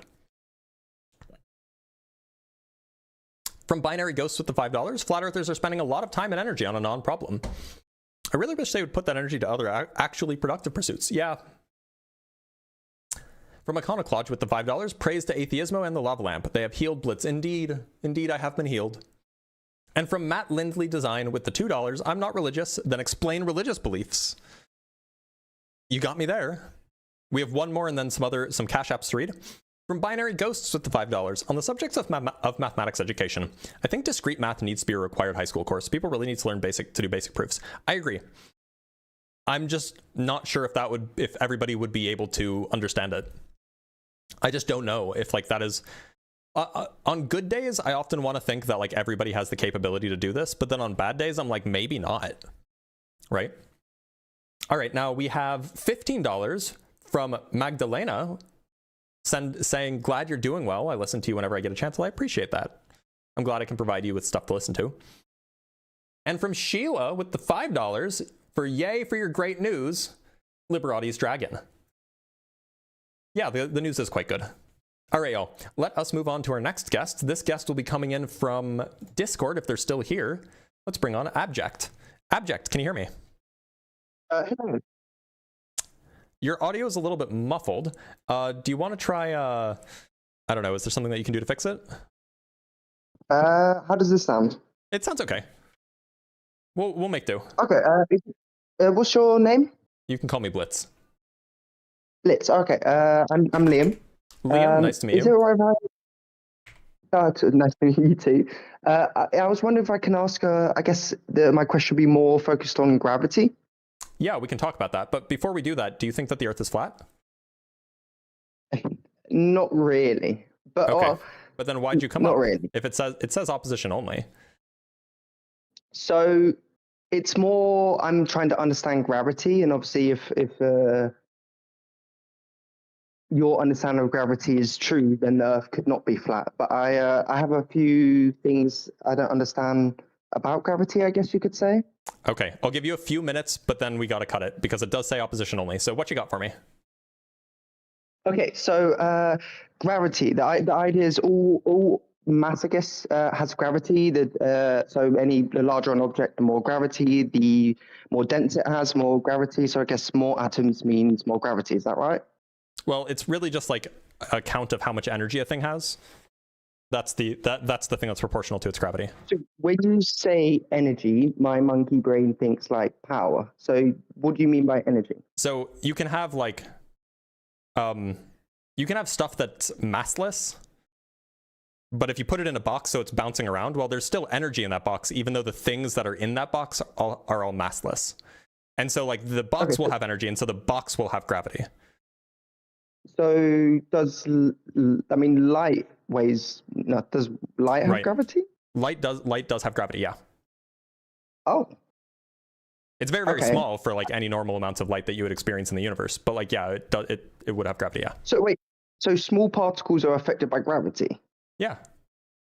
So when you, I obviously I know a diagram of an atom isn't necessarily how it actually is in real life, but are the other particles around it? Are they using gravity to orbit? No, they're using electromagnetic forces. The electromagnetic forces are much stronger than the gravitational forces. The gravity, you could calculate how big of a difference the gravity would make, and you'd find that it's like negligible because they're so light. Okay. So I guess my confusion would be then. So it makes sense if the magnetic forces are stronger on the smaller scale, but on a larger scale, say you have expansion and explosion, and there's a bunch of matter shot across the universe. Yep. And that happened, I guess, from the position we are in the universe, that happened, Earth was, I don't know how many, was it 5 billion years ago, or was that when Earth was created? Earth formed about 4.5 billion years ago, yeah. Okay, how long ago was the Big Bang? 13.8 billion years ago. Okay, and that's different from different places in the universe, right? No, not really. Okay, so why did when everything expand out, if it's been so long, like if mass pulls everything together, why isn't everything hasn't pulled it together? And I recollapsed? often hear Well, that so I hear that there's expanding space between things, but if that's true, why, like, is anything near each other then? So what you can think of the expansion, you don't even have to think of it as expanding space. It's not even relevant to the point here. The point is, so it seems to be the case that the universe's explosion is getting faster rather than slowing down, and that just indicates that there's something that we don't know what it is yet that is, in some sense, has some sort of repulsive gravity. We call that thing dark energy. That's all. Okay. So and like before we discovered this, the understanding was like, oh yeah, it is slowing down. It just started out really energetic, so it's just taken a while. But we know better now because we've taken more precision measurements. But look, Abject, I'm gonna let you go because you did ask your questions, and this is opposition only. But thanks for being here. Okay. Well, Sorry for cutting you off early. Let's talk to Austin Carpinello.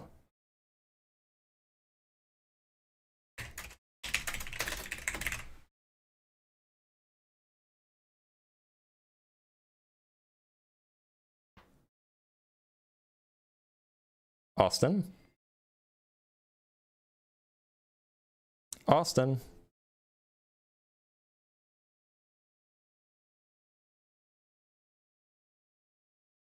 Austin. All right, it looks like Austin's not connecting.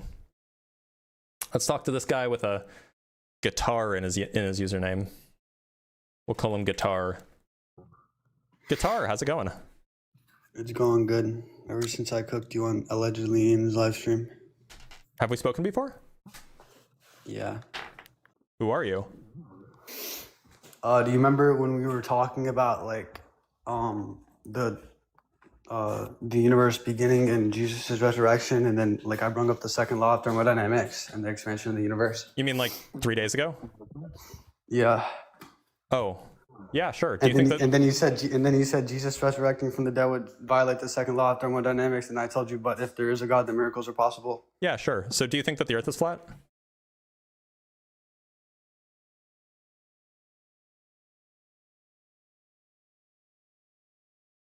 Do you think that the Earth is flat?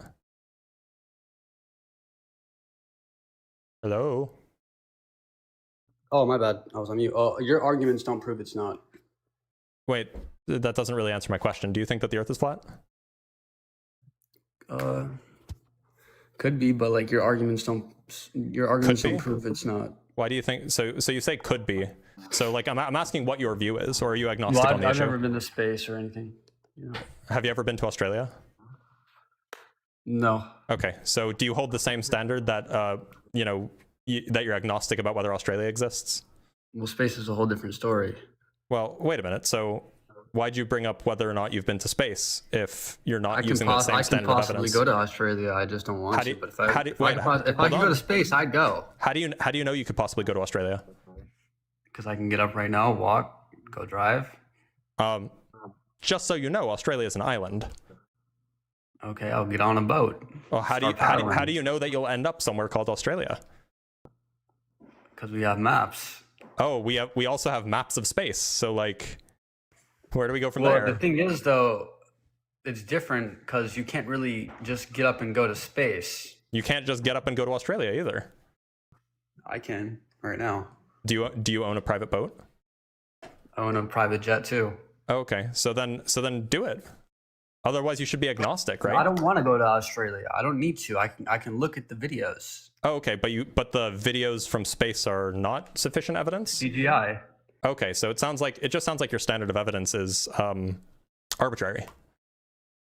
No, or rather, I should say inconsistent. Honestly, this analogy fails because when we're talking about space, it's a whole entire different story. When we're talking about Australia, that's where people actually live. Sorry, what's the difference? What's the different story? What's the meaningful difference? So when it comes to space, it's widely accepted that it's not real. Oh, okay. So you're trolling? No. It's widely accepted that it's not real. Well, I think that that's strictly false. So we'll let him go for trolling. Oops. Let's read some super chats. From Devil's PD with the $20. If higher education is a conspiracy, can we encourage some brave FLERFers to go get an education as undercover spies to expose the conspiracy? I would love for them to do that. It would bring me so much joy. Like, I've challenged like Witsit. I'm like, look, I've challenged people like Witsit and, you know, all these people who are like, you know, if I could, or, you know, I could go prove it wrong if only blah blah, and I'll just go do it, right? From C-Bar with the $5, can I have your autograph? I guess if you ever saw me in person, sure, but I would be very awkward about it. Like, I'm an incredibly socially awkward person. From Miko Makapo with the £10, no, or Scottish pal Ken. Witsy cried, only way his bum was out the window. Or in other words, our Scottish pal, remember? What was his name? Anyway, his was talking nonsense. I did my best, okay? I understand that it's probably like, is it racist to do a Scottish accent? Or does it not count? From Ryan Gasling with the £2. So the caller just wants to ask a physicist? Yeah. And from Binary Ghost with $5, the Earth is shaped like a bowl. Antarctica is the top rim of the bowl. North Pole is the very bottom of the bowl. We exist on a kitchen countertop. That makes sense. That makes sense. I think we figured it out, everybody. Sorry, I'm just checking. I have some notifications that I have to double check.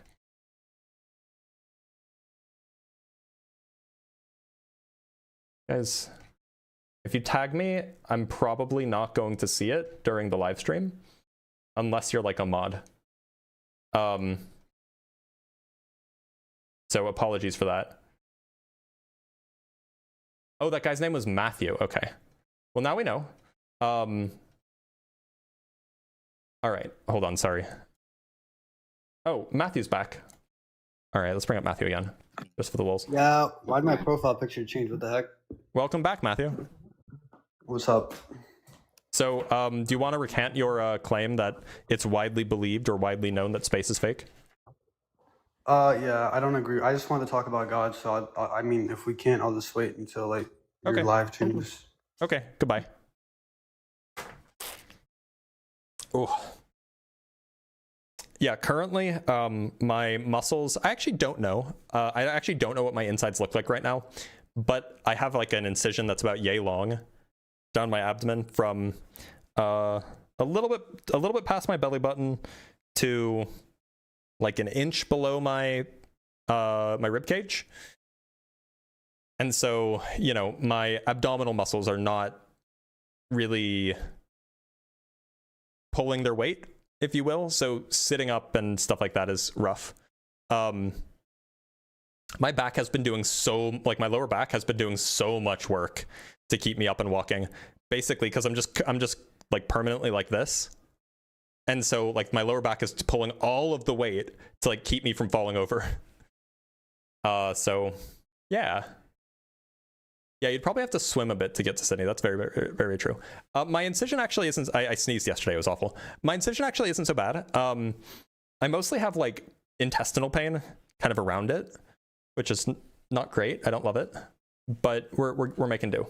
All right, y'all. So remember to, if you're watching on YouTube, make sure to like the live and hit subscribe, whether you're watching on the main channel vertically at Blitz PhD, or if you're watching horizontally at Dr. Blitz Debunks, make sure to subscribe. And if you haven't subscribed to the alternative channel, the at Dr. Blitz Debunks channel, make sure to go do that. We're trying to grow that channel so that way then we can have a little bit more reliable revenue so that I can, basically the goal is to get to the point where my revenue is sufficiently reliable that I can experiment more and start trying long form content on YouTube, like making long form videos. But in order to do that, I need to have more time, which means I need to be spending less time doing things like, you know, well, I basically need to have more passive income so I can adjust my focus. So if you guys want to see long form content, make sure to go subscribe to the second channel. Anyway, let's bring up Lil Pabs. Yo, Lil Pabs, how's it going? I'm good. Glad to hear it. I want to say, bro, I love you so much. I hope appreciate everything's that. going well. I'm doing okay. We all love Dr. Blitz. Yes, we. Yes, we. All right, I'm letting him go. Less work you work, more shows. All right, let's talk to Third John. Are we Charlie Kirk? No, we're not Charlie. We're not Charlie Kirk. Third John, how's it going? Hey, what's up, Doc? Not a whole lot. John, what shape do you think the Earth is? Round. Okay. Why I did you know. join? I don't want to, because I was trying to find the link to your paper you mentioned earlier. You will not, and I will not give it to you. Oh, okay. Sorry, I thought it was published. So it is. I try not to mix my social media persona with my academic persona. Is there a place I can find it? Do you mind sharing? I will not share that, no. Okay, no problem. All right, sorry to waste your time. You're good.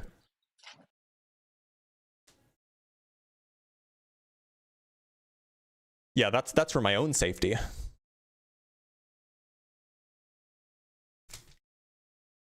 Gotta drink some Gatorade. Gotta keep my fluids up.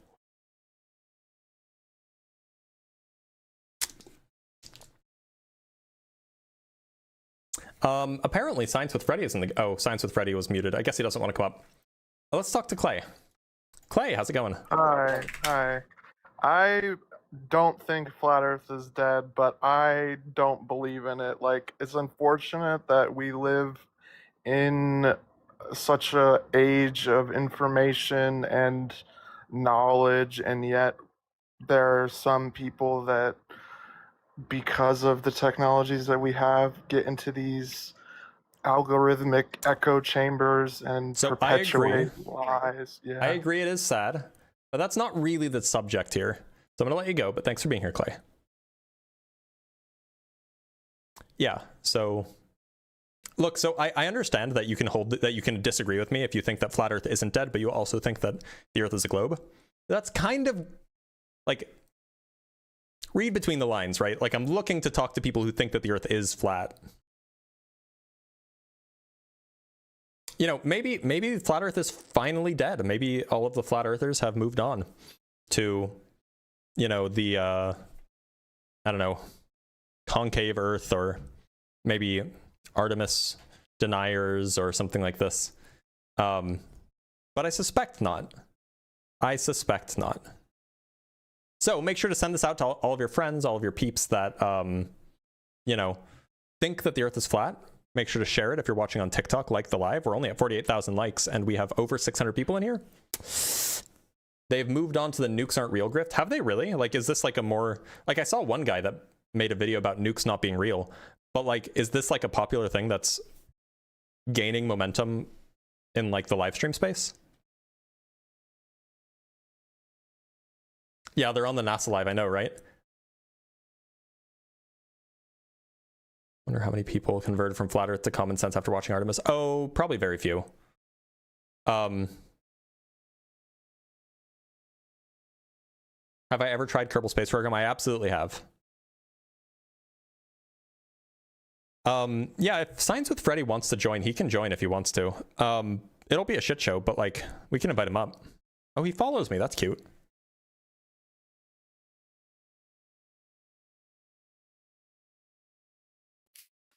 Freddy, how's it going? Hey, how you doing today?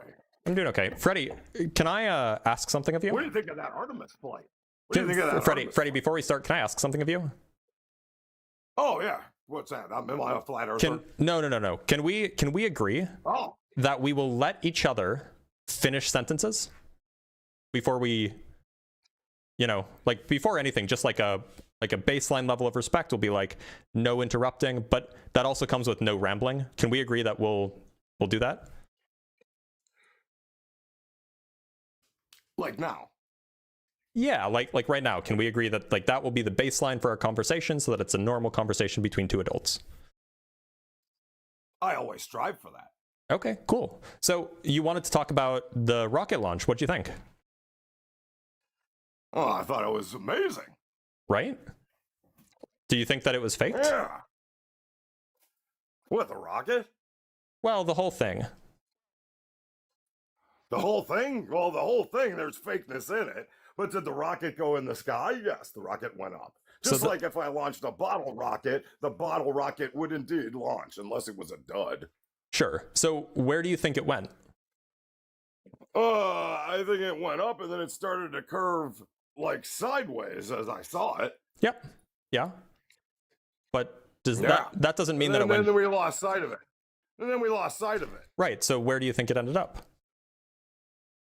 Well, if we lost sight of it, then it shows it in space with the camera alongside of it flying through space. Yeah. So, but where do you think that it ended up? Well, where did the camera in outer space come from? Is what I'd like to know. Well, there was a camera attached to the rocket. Oh, alongside of it Yeah. to show right? the entire length. Oh, to show the wait. entire length. Are you talking about the visualization? No, I'm talking about what they showed as the rocket. Wait, hold on. I'm just gonna pull something up so we can make sure that we're agreeing with each other. Okay. Just so then, because otherwise we might talk past each other about what we're talking about, right? Oh. I'm gonna go to the Okay. YouTube. Yeah, I'm just setting it now. Oops. Let's go. YouTube. Well, yeah, because it was like the NASA broadcast this, and I imagine that's what you're referring to. Oh, so you always make fun of YouTube science, but now you use YouTube. Well, look, I watched it on YouTube because I don't have Let's get cable that TV. Straight. I don't have cable Let's TV. get that straight. It's YouTube science then. I don't know what you mean by YouTube science. I was just watching something on TV, Well, and I don't own it. The I don't have cable. The definition which you claimed for YouTube science is you get your science from YouTube. We're not talking about science. We're just talking about something that we watched together. Did you wait? How did you watch it? This is all about science, Sonny. This Wait, is all about science. Freddie, how did you watch it? Yes. Where did I watch it? Yeah. Well, I watched it on the internet. So like YouTube. No. So where on the internet? NASA.gov. Okay, we can go to nasa.gov. I'm sure that they still have it there. Is that YouTube? Yeah, they are just mirroring the YouTube live stream to their website, but Okay, so if we went to YouTube, then would it be YouTube science? well, we're not talking about doing science period. We're just talking about something that we watched we both but watched. If right? I were to say go on YouTube, then you would say it's YouTube science. So I'm asking you what you would ask me. So I'm asking you if it's YouTube science then, if you go on YouTube to get your science. No, because it's not science at all. Okay. Then. We're just watching something. Like Okay, so like the for next example, time Freddie. I hear you say YouTube So, science, Freddie. I can use this against you. So Freddie, like if I wanted to go watch some, if I wanted news on like, I don't know, a conflict in Africa, say, and I went to like, I don't know, BBC's YouTube channel, and I watched the news clip on BBC's YouTube channel, that's not science. I'm just watching something on YouTube. Yeah, because but that's it could be edited. Well, yeah, but it I mean, could of be course, edited. of course. But Well, I mean, of did you course, watch? yeah, Did so you you're watch not getting the? true thing then? So did you watch it live? Allegedly live, No, the NASA, I the launch? actually had to work. Okay. I actually had to work. I was hospitalized a week and a half ago, so I'm still in recovery mode, so I wasn't Sorry really to doing hear much that. yet. Anyway, so is this the part that you're talking about? The part that What were you hospitalized for? I had a pretty major surgery. Oh, I'm sorry to hear that, buddy. Yeah, I appreciate that. So I hope you're doing well now. yeah, I'm it's I need you around to debate you. of course. So this is the live stream that I watched yesterday, right? And so we can. I know you hate me, but there's no hate from me to you. Freddie, I don't hate you. So this is the live stream that I watched. So you watched this later, I imagine. This is like the ignition, and then there's another they blast cut, off. and then there's another Yeah, cut. yeah. It's So- a Hollywood production. Right. So we watched this part. This part you think is real, right? Yeah. Okay, so you so- agree it's a Hollywood production? Well, no, it was atrociously produced, but I don't think Hollywood was Oh, involved. so it wasn't a straight one cut shot. It was Well, that doesn't mean repeated it's. cuts But that doesn't mean that it's Hollywood, for right? entertainment. So Well, okay, it's so for entertainment. so purposes. Freddie, hold on. So we agree that all of this part is real, right? The part that we're watching Well, right yeah, now. it's like a bottle rocket. I could Okay. shoot a rocket from Japan in the sky, and it'll still Okay. go up. So there's booster separation, right? You can see the booster But separation there. This is what I want to know. Hold on. That's pushing off of matter. Freddie, There's Freddie, no before we matter start. in a vacuum. Freddie, before we start. So it goes from here, and here this is the back Wait a of the minute. rocket. You just asked me about the rocket, and I'm asking you a question about science. We can, but I don't want to change topics before we. So I don't what want are to you change topics showing me? immediately. So this is the rocket launch that we both watched yesterday, right? Yeah, so we Okay. saw it go up, and then So, we saw okay. it sideways. So right now what we're seeing is the back of the rocket, right? That little white dot Are you is the back playing of the a video rocket. game? What are you? What are you tapping so hard for? I'm scanning left and right in the video, Why right? don't you just use the cursor and move the fucking the red thing? It's more precise this way because this is an 11-hour stream or a 10-hour stream. So that little white dot there, that's the rocket, right? That's the back of the rocket that we're seeing. I guess. I mean, we could just follow it. And so like, here's the rocket. Sure. Okay, so Yeah. Can you prove to me there's people on it right now? no, and we can talk. I mean, we can talk about that later. But I just want to. All my questions have Freddie, to wait till later until you're done tapping. well, no, Freddie, I'm just trying to lay like a ground level parts that we agree on. I'm just right? asking you a simple, nonsensical question. Okay, I understand that, Freddie. I'm just trying to get a baseline where we agree. Why does it have to wait? I just need an answer. We can see the people inside. We could hear them talking. If your contention is just that it's made up. Not from the camera on the outside. No, of course not. If your contention is just that, why like, aren't they waving to the camera so that they can prove it? Do you think they did with Katy Perry's drop? Freddie, do you think that you could see them from this far away? Well, that's not the camera that's next to the ship, is it, that I'm talking about? Well, so hold on. So, right. So I'm trying to get there, but you keep interrupting me. So that's the back of the rocket. You already know what I'm talking about, so why don't you answer my question? Well, we're getting there, but I want to... seems like you're running. Freddie, I want to address something first. I want to address the first thing that you said. Okay, keep tapping. Get to your addressing. So here we have the back. Here we have the back of the rocket, and so here's the back of the rocket, and then the front, right? And now we get a cut. So this is the camera. Why is it never to the front? Can I ask you that? Well, so the cameras are generally situated so that you can see part of the engine to make sure that everything's still okay. Well, why don't they have a camera towing towards the front? Is it that expensive? If you add the more stuff that you add, it means that you need more fuel to lift it, and the more stuff that you add on yeah, of course, because it's heavier, right? Oh, so a gorilla suit and a guitar and a microphone and all the nonsense they brought up, that weighs a little bit more than a camera? Yep. Yeah, it would. Oh, like one of those little micro cameras that you can put in your pocket. So there's fairing separation, by the way. So I mean, surely bring iPhones up there. They did. Did they bring iPhones and tablets? I don't. But not a camera. They did bring iPhones. Yeah, iPhones have cameras Just on them. not a camera. I think they brought two DSLRs. Today, when our gas prices is high, we're going to spend billions of dollars on some nonsensical trip around the moon. This is a joke. So, Freddie. What do you mean? So this is our tax dollars being wasted, Freddie, and you're over here agreeing with it. Freddie, so I don't think that this is a waste. I think this is actually a fairly good use of money. But we can agree to disagree on that. What are we accomplishing? The Fantastic Four going around the moon? So, Freddie, I thought we were going to let each other finish sentences.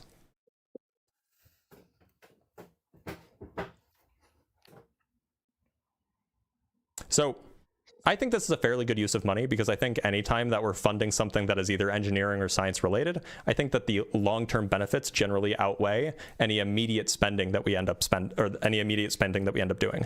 But anyway, so here's the first cut. We go from the back of the rocket, very far away, and now we cut to the camera on the rocket. Now, of course, that's a cut. You could say that maybe that makes it fake.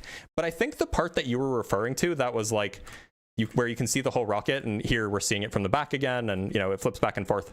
I think the part that you were referring to is, I'm just skipping forward a bit, is this part. This part, right? Yeah, what the hell is that? Yeah, so if you just looked, it says visualization, right? Yeah. This isn't, nobody's claiming that this is like an actual camera view of the rocket. This is a visualization. Well, why don't they have a visualization of the people inside waving? Why would that be helpful? This is obviously not real. This is like this is an animation just to show you what this is an animation to show you. Look, so this is a simulation is unmanned. This is just not a simulation. This is just an animation. Well, when they do a simulation on a roller coaster, don't they put fake bodies in it? This is not a simulation. This is an animation. Well, oh, it's an animation now. So now we're watching cartoons. Literally, this is a visualization of the stage that it's in because we can't see it otherwise. Oh, it can't see it, but they even had cameras aboard. Well, you can't see the whole rocket because you would have to have another rocket next to it pointing a camera at it. Well, exactly. So why don't they show that camera? They did. They showed it earlier. The camera on the side, no, but I mean, then you can't see the whole thing. I want to see how. Here, I want to see how it moves in a vacuum. Here, you're seeing it right now. No, that's not a vacuum. Well, I mean, there's no true vacuum, but it's close. Well, they're not going up. I want to see where they go up. That's the part I want to see. But they weren't aiming up. They were trying to get into orbit, which is around, not up. But orbit is only going around a circle, isn't it? Yeah, not up. You're right. Yeah, so what a and rocket circle does is two-dimensional and flat. So what a rocket does is it goes up until it gets past most of the atmosphere. Freddie, I thought we were going to let each other finish sentences.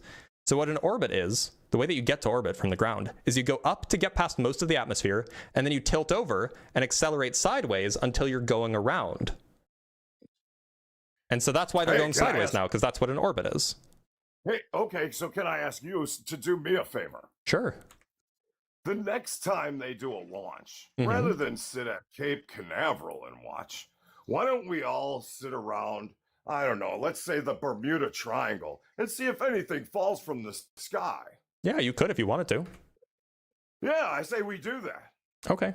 I mean, like, look, the thing is you're going to make you'll make the claim that, you know, it just landed in the Bermuda Triangle, but nobody ever provides evidence that that's the case. They kind of just say it. Well, that's because the Navy wards off everybody from that area. Really? Yeah, it's known. Where's the evidence of that? You can, it's YouTube. It's YouTube science. Well, no, okay, so I'm asking for like some sort of historical evidence that like this is a thing that happens. So now YouTube science isn't good enough, but it was good for Fred. I'm not asking for science at all. I'm just asking for like evidence that this is a thing that happens. You just told me to go to YouTube, and you said it wouldn't be YouTube science. And that's because it's not science at all. On YouTube, we're not doing science. It's not science. We're not doing science at all. Where's the science? Well, no, I didn't say where. I didn't. Gas pressure required. Are you talking over me like you said you wouldn't? I've been trying to answer you. I'm asking you again about gas pressure requiring containment. Yeah, we can pivot. And you're claiming a vacuum.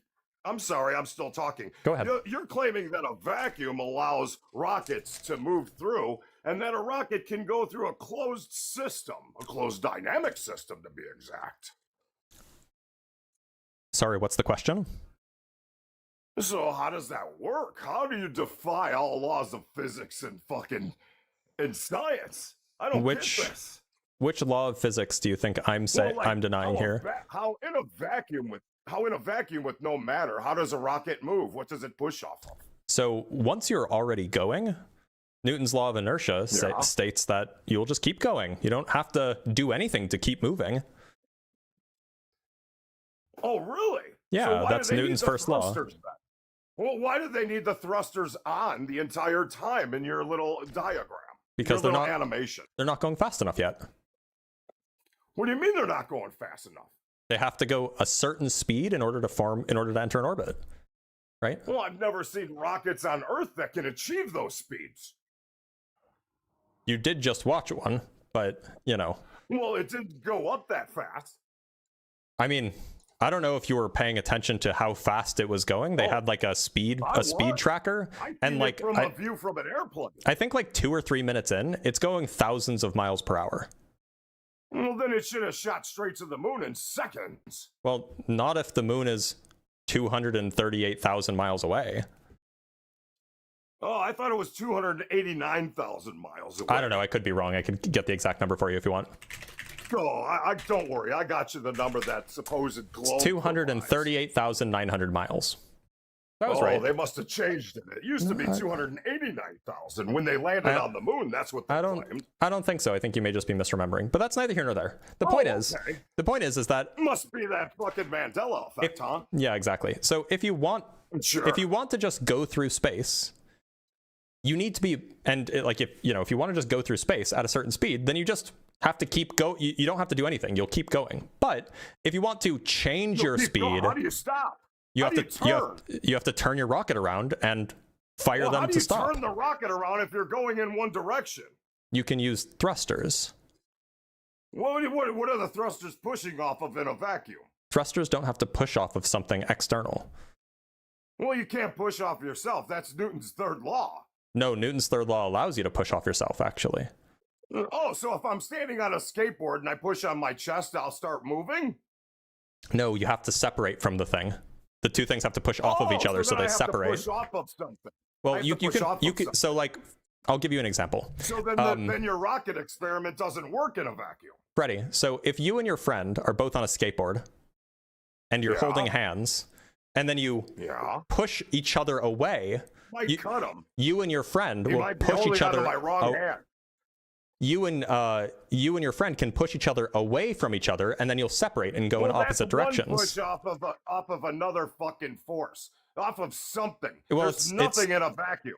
A vacuum is the devoid of matter you're trying to tell me I'm pushing off of. Freddie, the gases. Am I not pushing off of the friend that's matter? Yeah, sure. There's two different things happening in a where rocket. Is this wall or matter thing that I'm pushing off of in a vacuum? I'm happy to explain, Freddie. The gases in the combustion chamber push off the rocket, and the rocket pushes off the gases. That's pushing off of yourself. That's pushing off of yourself. No, they're two separate things. The gases have mass, and the rocket has mass. Let's try it this way. Let's try it this way. A man standing at a wall pushes on the wall. The wall, being matter and not moving, has a force of equal pushback, right? Yep. Okay, so there's your force, right? Pushing and then the opposite, right? Yeah, sure. That's Newton's third law. So if the rocket is pushing, what's it pushing against? The gas. You can't push against the gas. You can push against the gas. Sure, you can. It dissipates in a vacuum. Well, they carry the gas with them. That's what the combustion chamber does. I know, and as soon as it's ejected, it's fucking dispersed, like popping a fucking helium balloon. The gas is now gone. You're right, Freddie. You're right. The point is that it disperses. It disperses. I'm always right. Tell all your fans. Freddie, it disperses in a specific direction. And that's the important part. In a specific direction. That's what the nozzle of the rocket engine does. It forces the gas to disperse in a specific direction, which applies a force in the other direction.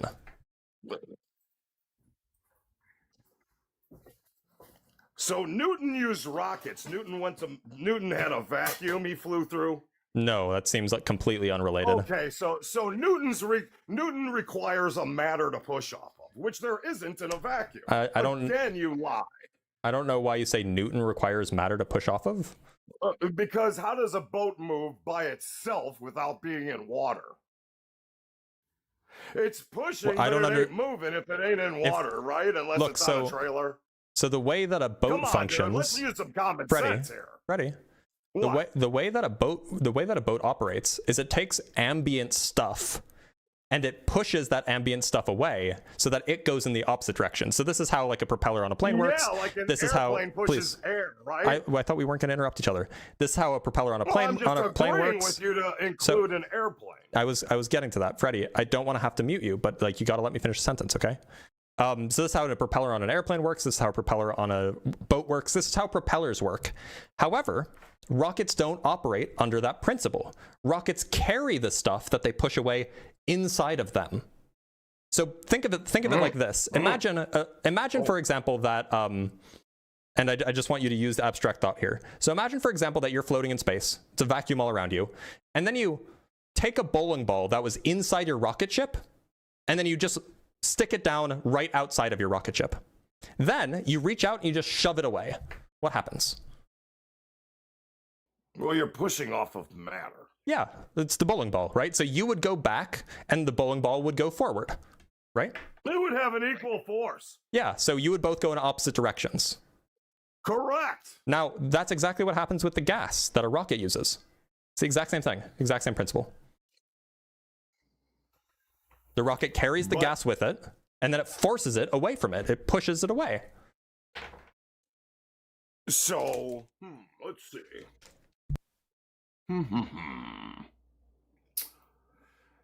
If I pushed off of something stationary, then I would move, right? Like if pushing off of, say, if I was on the side of a rocket, and I pushed that rocket, the rocket would move at a force the same as me. It doesn't have to be stationary, right? Well, it's floating, it's stationary. What do you want me to say? So sure, we can suppose that we can suppose that it's stationary, sure. Yeah, just floating in a vacuum. Yep. So that's me pushing on something. Yeah. You would both go in opposite directions. Now let's turn me around, and I'm using my arms as the thrust, and now I'm pushing at nothing. Now, how am I moving through this vacuum? That's the deliberate, perhaps, misunderstanding. You're not. That is not a misunderstanding. Rocket, that is exactly what you're telling me with thrust. No, you understood the bowling ball example, right? If I take a bowling ball from inside my rocket, right? The gas, pushing off of the thrust is the something you're pushing off of. No, the thrust is your arms moving. That is the action. No. So the gas. My arms are connected to my body. You're right. The rocket. Freddie, the arms are the action, which is the thrust, the motion, the force. Freddie, I misspoke. It's the exhausts that you're pushing off of, not the thrust. The thrust is the force. The exhaust is the thing that you're pushing off of.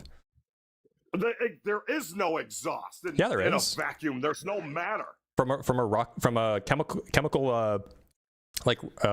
propulsion. There's absolutely exhaust. In a vacuum are nothing. What do you mean they're nothing? They don't cease to exist. What do you think happens to them? Oh, what do they do? What do they do? They stick around. I mean, they like microplastics. They go. Get rid of them? They go in the direction that they go in. Whatever direction they were going in, that's the direction they go in. Whatever direction they're pushed in, they go in that direction. Bubbles in space, those just float around too. Then what bubbles? Oh, every time I see something in space, there's bubbles. Like when this seems like a deflection. When they showed the rocket Artemis 2 separating, you saw all those bubbles and shit. What was bubbles? That? Oh, we can. Actually, I think you're talking about this part right here. Here, let me put it up, and then just to make sure that we're talking about the same thing. You mean this part, right? Let me hit play. So here, it's gonna change over. You mean this part right here? Yeah. That's debris. It's solid matter. It's not bubbles. Oh, debris. Okay. Yeah. So here's a learning.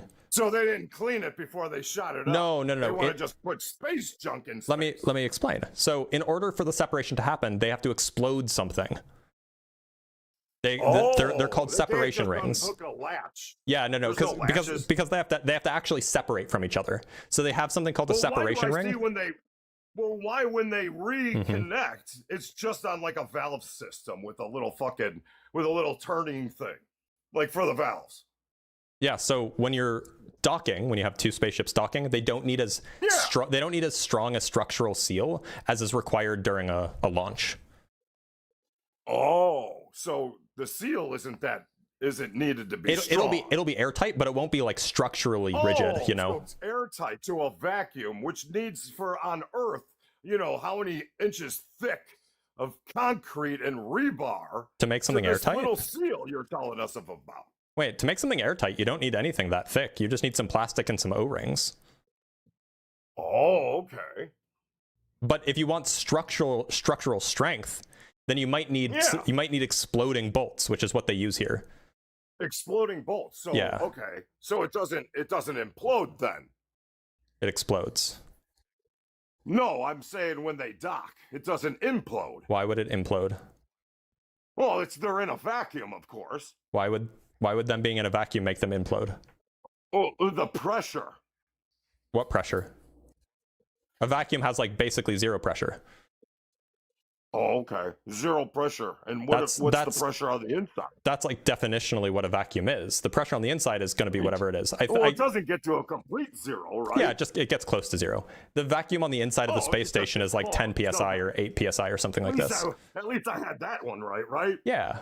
So Freddie, okay, good. So Freddie, you now understand how you can. I thought you were going to say I was wrong on everything. Wow, so Freddie, I was sweating over here. So Freddie, you now understand how you can produce thrust while in a vacuum, right? You just have to shove something from inside of you, shove it away. It still doesn't work with Newton. Sure it does. This is Newton's third law in action. No, it's actually not. It is. For every action, there's an equal and opposite reaction. So you have the combustion chamber. Inside the combustion chamber, in the bell of the rocket nozzle, you have an explosion happening. That explosion applies a force in all directions equally. Really? Some of that explosion applies a force to the rocket forward, and the rocket applies a force to the combustion backwards, or to the combusting gas backwards. So like in the movie Star Wars, when they blew up the Death Star and you saw those big explosions happening, that would actually happen? It would? With oxygen? You can have explosions without oxygen, yeah. Yeah, like to show like how they did with gas bombs. Well, I haven't seen the Star Wars movies in a long time, but I don't know. I thought they were your favorite. No, I'm not really into Star Wars. But my No, point is that you that's can have surprising. explosions. You can have explosions in Are you a into vacuum. Legos? Not really. Oh. But look, Freddie, you've been on for 26 minutes. I hope that you learned some stuff about Newton's third law. I'm going to let you go. Well, But thanks for being here, Freddie. I hope you learned that you can't push off of yourself. Well, I never made that claim. Thanks for being here, Freddie. Yes.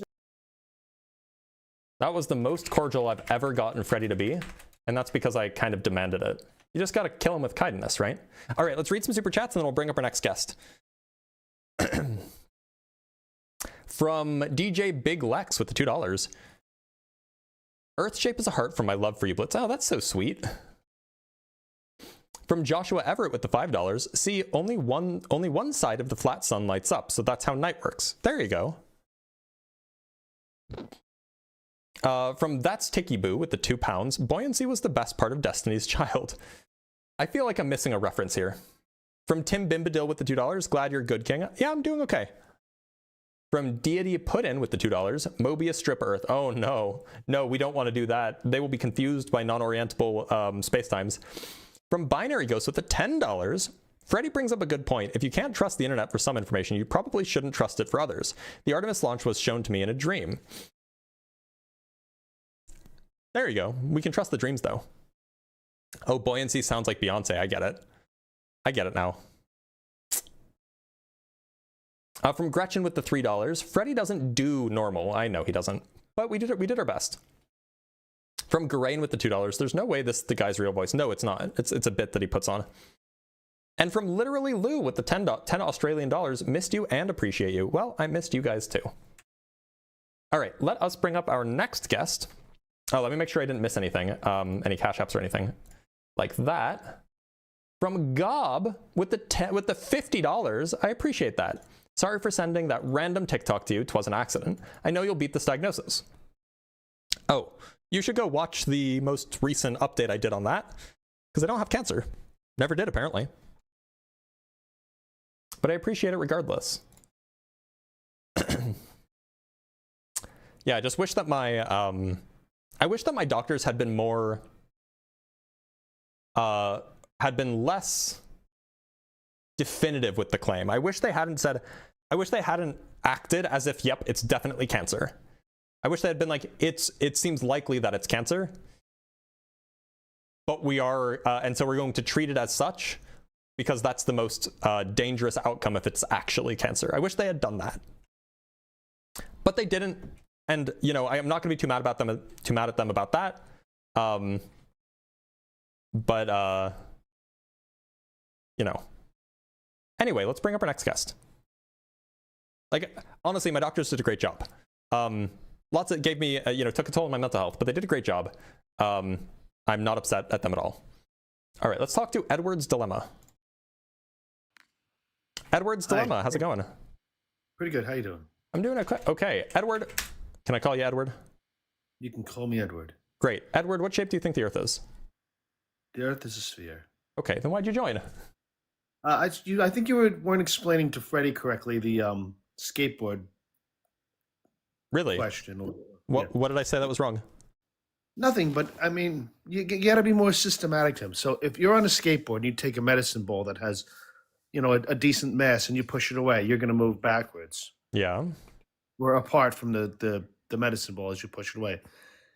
But if you take something like a volleyball or a play ball and you push it away with less mass, you're not going to move as much. I don't think he didn't even understand the first part, let alone the second part. The relative mass ratio he was not there yet. And you get a relative mass from the ejection of propellant out of a rocket. Because he wasn't there yet. Yeah, not Newton's law, but thermodynamics. Energy is not created, destroyed. It's converted in a rocket engine. Oh, this doesn't really have anything to do with thermodynamics. Well, it's not really related. So but I think he's not thinking that the propellant from a rocket is actually matter. I know he doesn't. It's still matter, and if you accelerate that matter out, then that's what the engine does. It takes that fuel, solid or liquid, and it makes it more energetic. Take it up with him. He doesn't understand that. Yeah, he doesn't. Thanks for being here, Edward.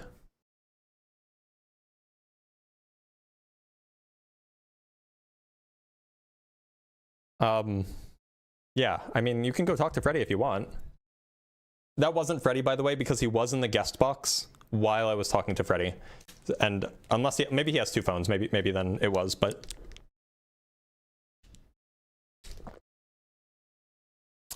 All right, let me just double check.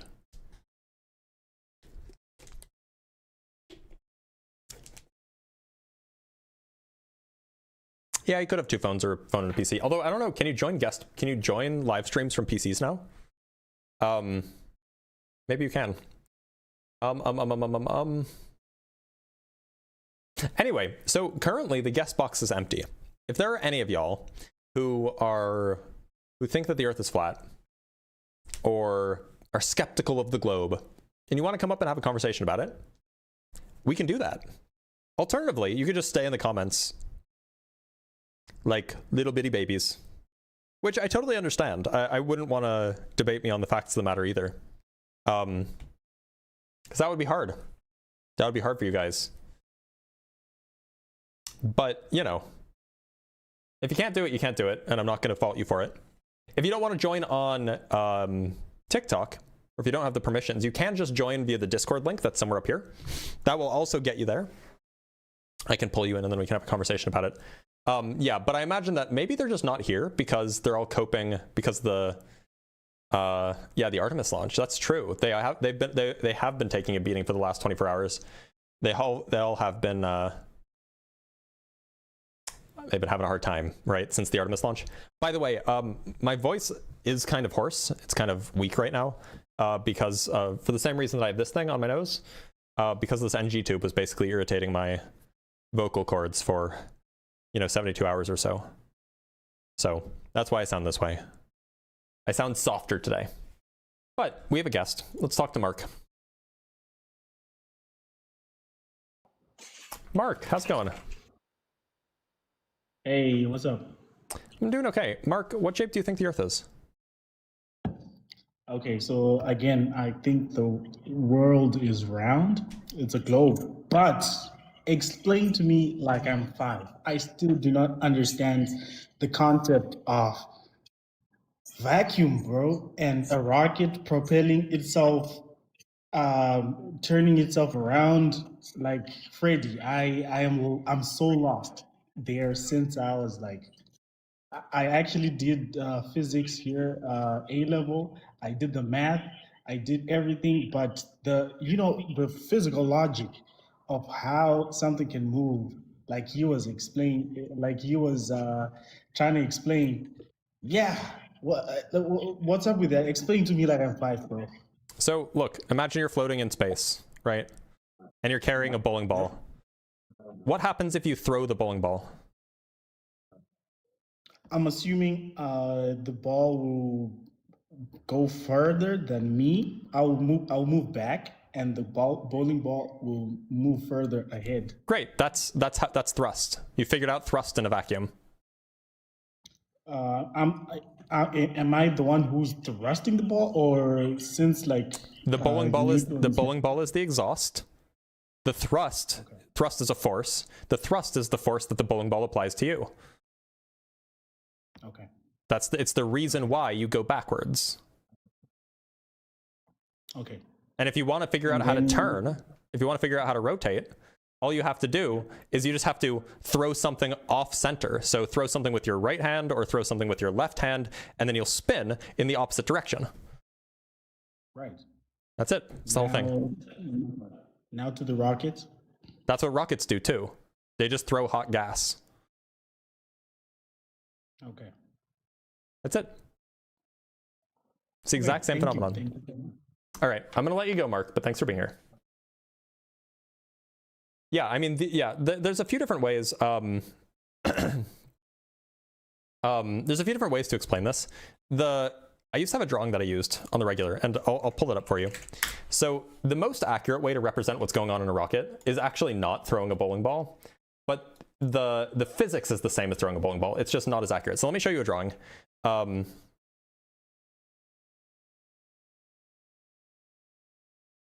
Okay, so here we're going to have I'll do my best to just draw a rocket. So here's the back of the rocket, right? And it's extending off the screen. And then we're going to have have an engine nozzle, which we're just going to erase the back half.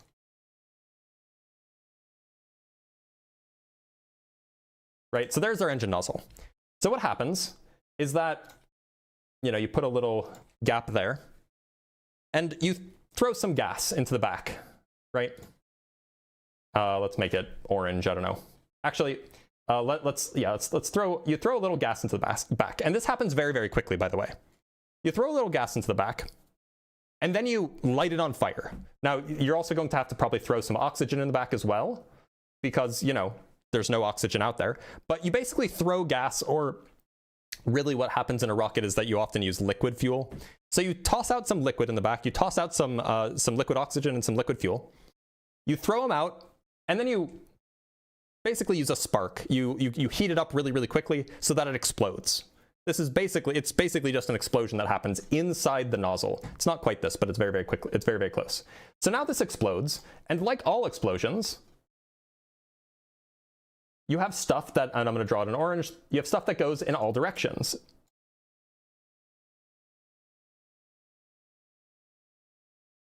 Right? Stuff goes in all directions. Now, the stuff that lands here, the stuff that connects with the rocket here and the stuff that connects with the rocket there, they're going to bump into the rocket, but in opposite directions. And so those two forces will cancel out. It won't push it left, it won't push it right, because they're going to push in equal strength in both directions, right? Now, the stuff that hits the rocket here and the stuff that hits the rocket here, their left and right forces are going to cancel out, but they are both pushing on the rocket in the forward direction a little bit. So they're going to bump into the rocket going forward. They're going to push the rocket forward. And then the stuff that hits here, like, obviously there's some backflow, and so you have to do some engineering to prevent that. But the point is that you'll have a whole bunch of rocket exhaust. You have a whole bunch of rocket exhaust that ends up hitting basically the back of the rocket, pushing it forward. And the rocket exhaust that would normally cancel it out if this was happening, in an enclosed sphere, that stuff goes out the back. And so even though the total momentum of the explosion is 0, meaning that it shoots out stuff in all directions equally, some of that stuff pushes the rocket forward and the rest goes out the back. That's basically what's happening. That's why the rocket goes forward.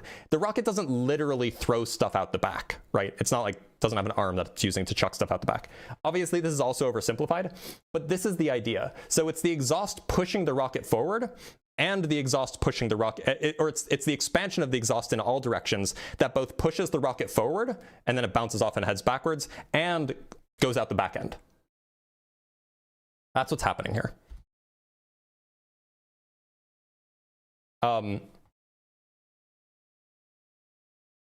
From Brienne Doherty with the $5, I gotta argue with the FLERF tonight. He thinks Boyle's law disproves gravity. Boyle's law, is that the one about pressure being related to temperature? I can never remember any of these because they're all just like results of the ideal gas law. Okay, Boyle's law is that pressure is inversely proportional to volume. Okay, so this is, yeah, okay, so if the temperature and the amount of gas remain unchanged within a closed system, then the pressure exerted by a given mass of an ideal gas is inversely proportional to the volume. I don't see how this is going to have anything to do with gravity. The whole point is that our Earth is not a closed system, right? Like, it's just not. The temperature of the air is not fixed, so I don't know where they're going to go with that. From Reverend Nate with the 5 Canuck bucks, why do so many adults think rockets are constantly using propulsion systems in orbit? Too many Marvin the Martian cartoons, I guess. Yeah, it's that, and that we're used to thinking of things requiring constant thrust in order to keep going on Earth because we have drag, right? You have to keep your foot on the pedal to keep going, just because there's friction and drag slowing you down the whole time. And from Necta with the $10, glad you're back, boss. Let's go. Indeed, let's go. Currently, there's nobody in the guest box, though. I mean, we could end the live a little bit early. You know, as a first day back, we don't have to overdo it. But I do feel fine. I feel fine to be sitting here. But there's just nobody in the guest box, so it doesn't sound like any flat earthers actually want to have a cordial, educated discussion about this, right?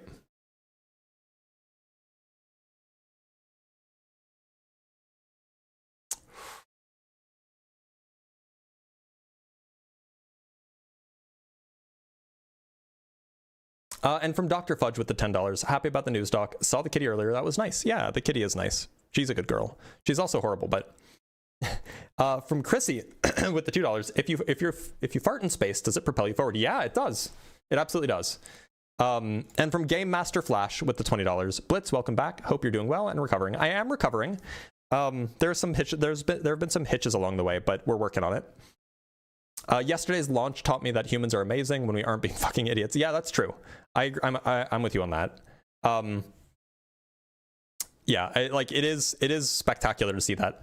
I can't wait till we get to see them go around the moon. That's going to be something else to watch, but that's not for a few days if I remember correctly. All right, let me just double check one more thing, and then we might just call it a day then. No use in overexerting myself anyway. So, guys, I will be back tomorrow for some religion debate, the kind of normal stuff that we would do. I'm happy to talk to anybody tomorrow, but we're going to call it a day today.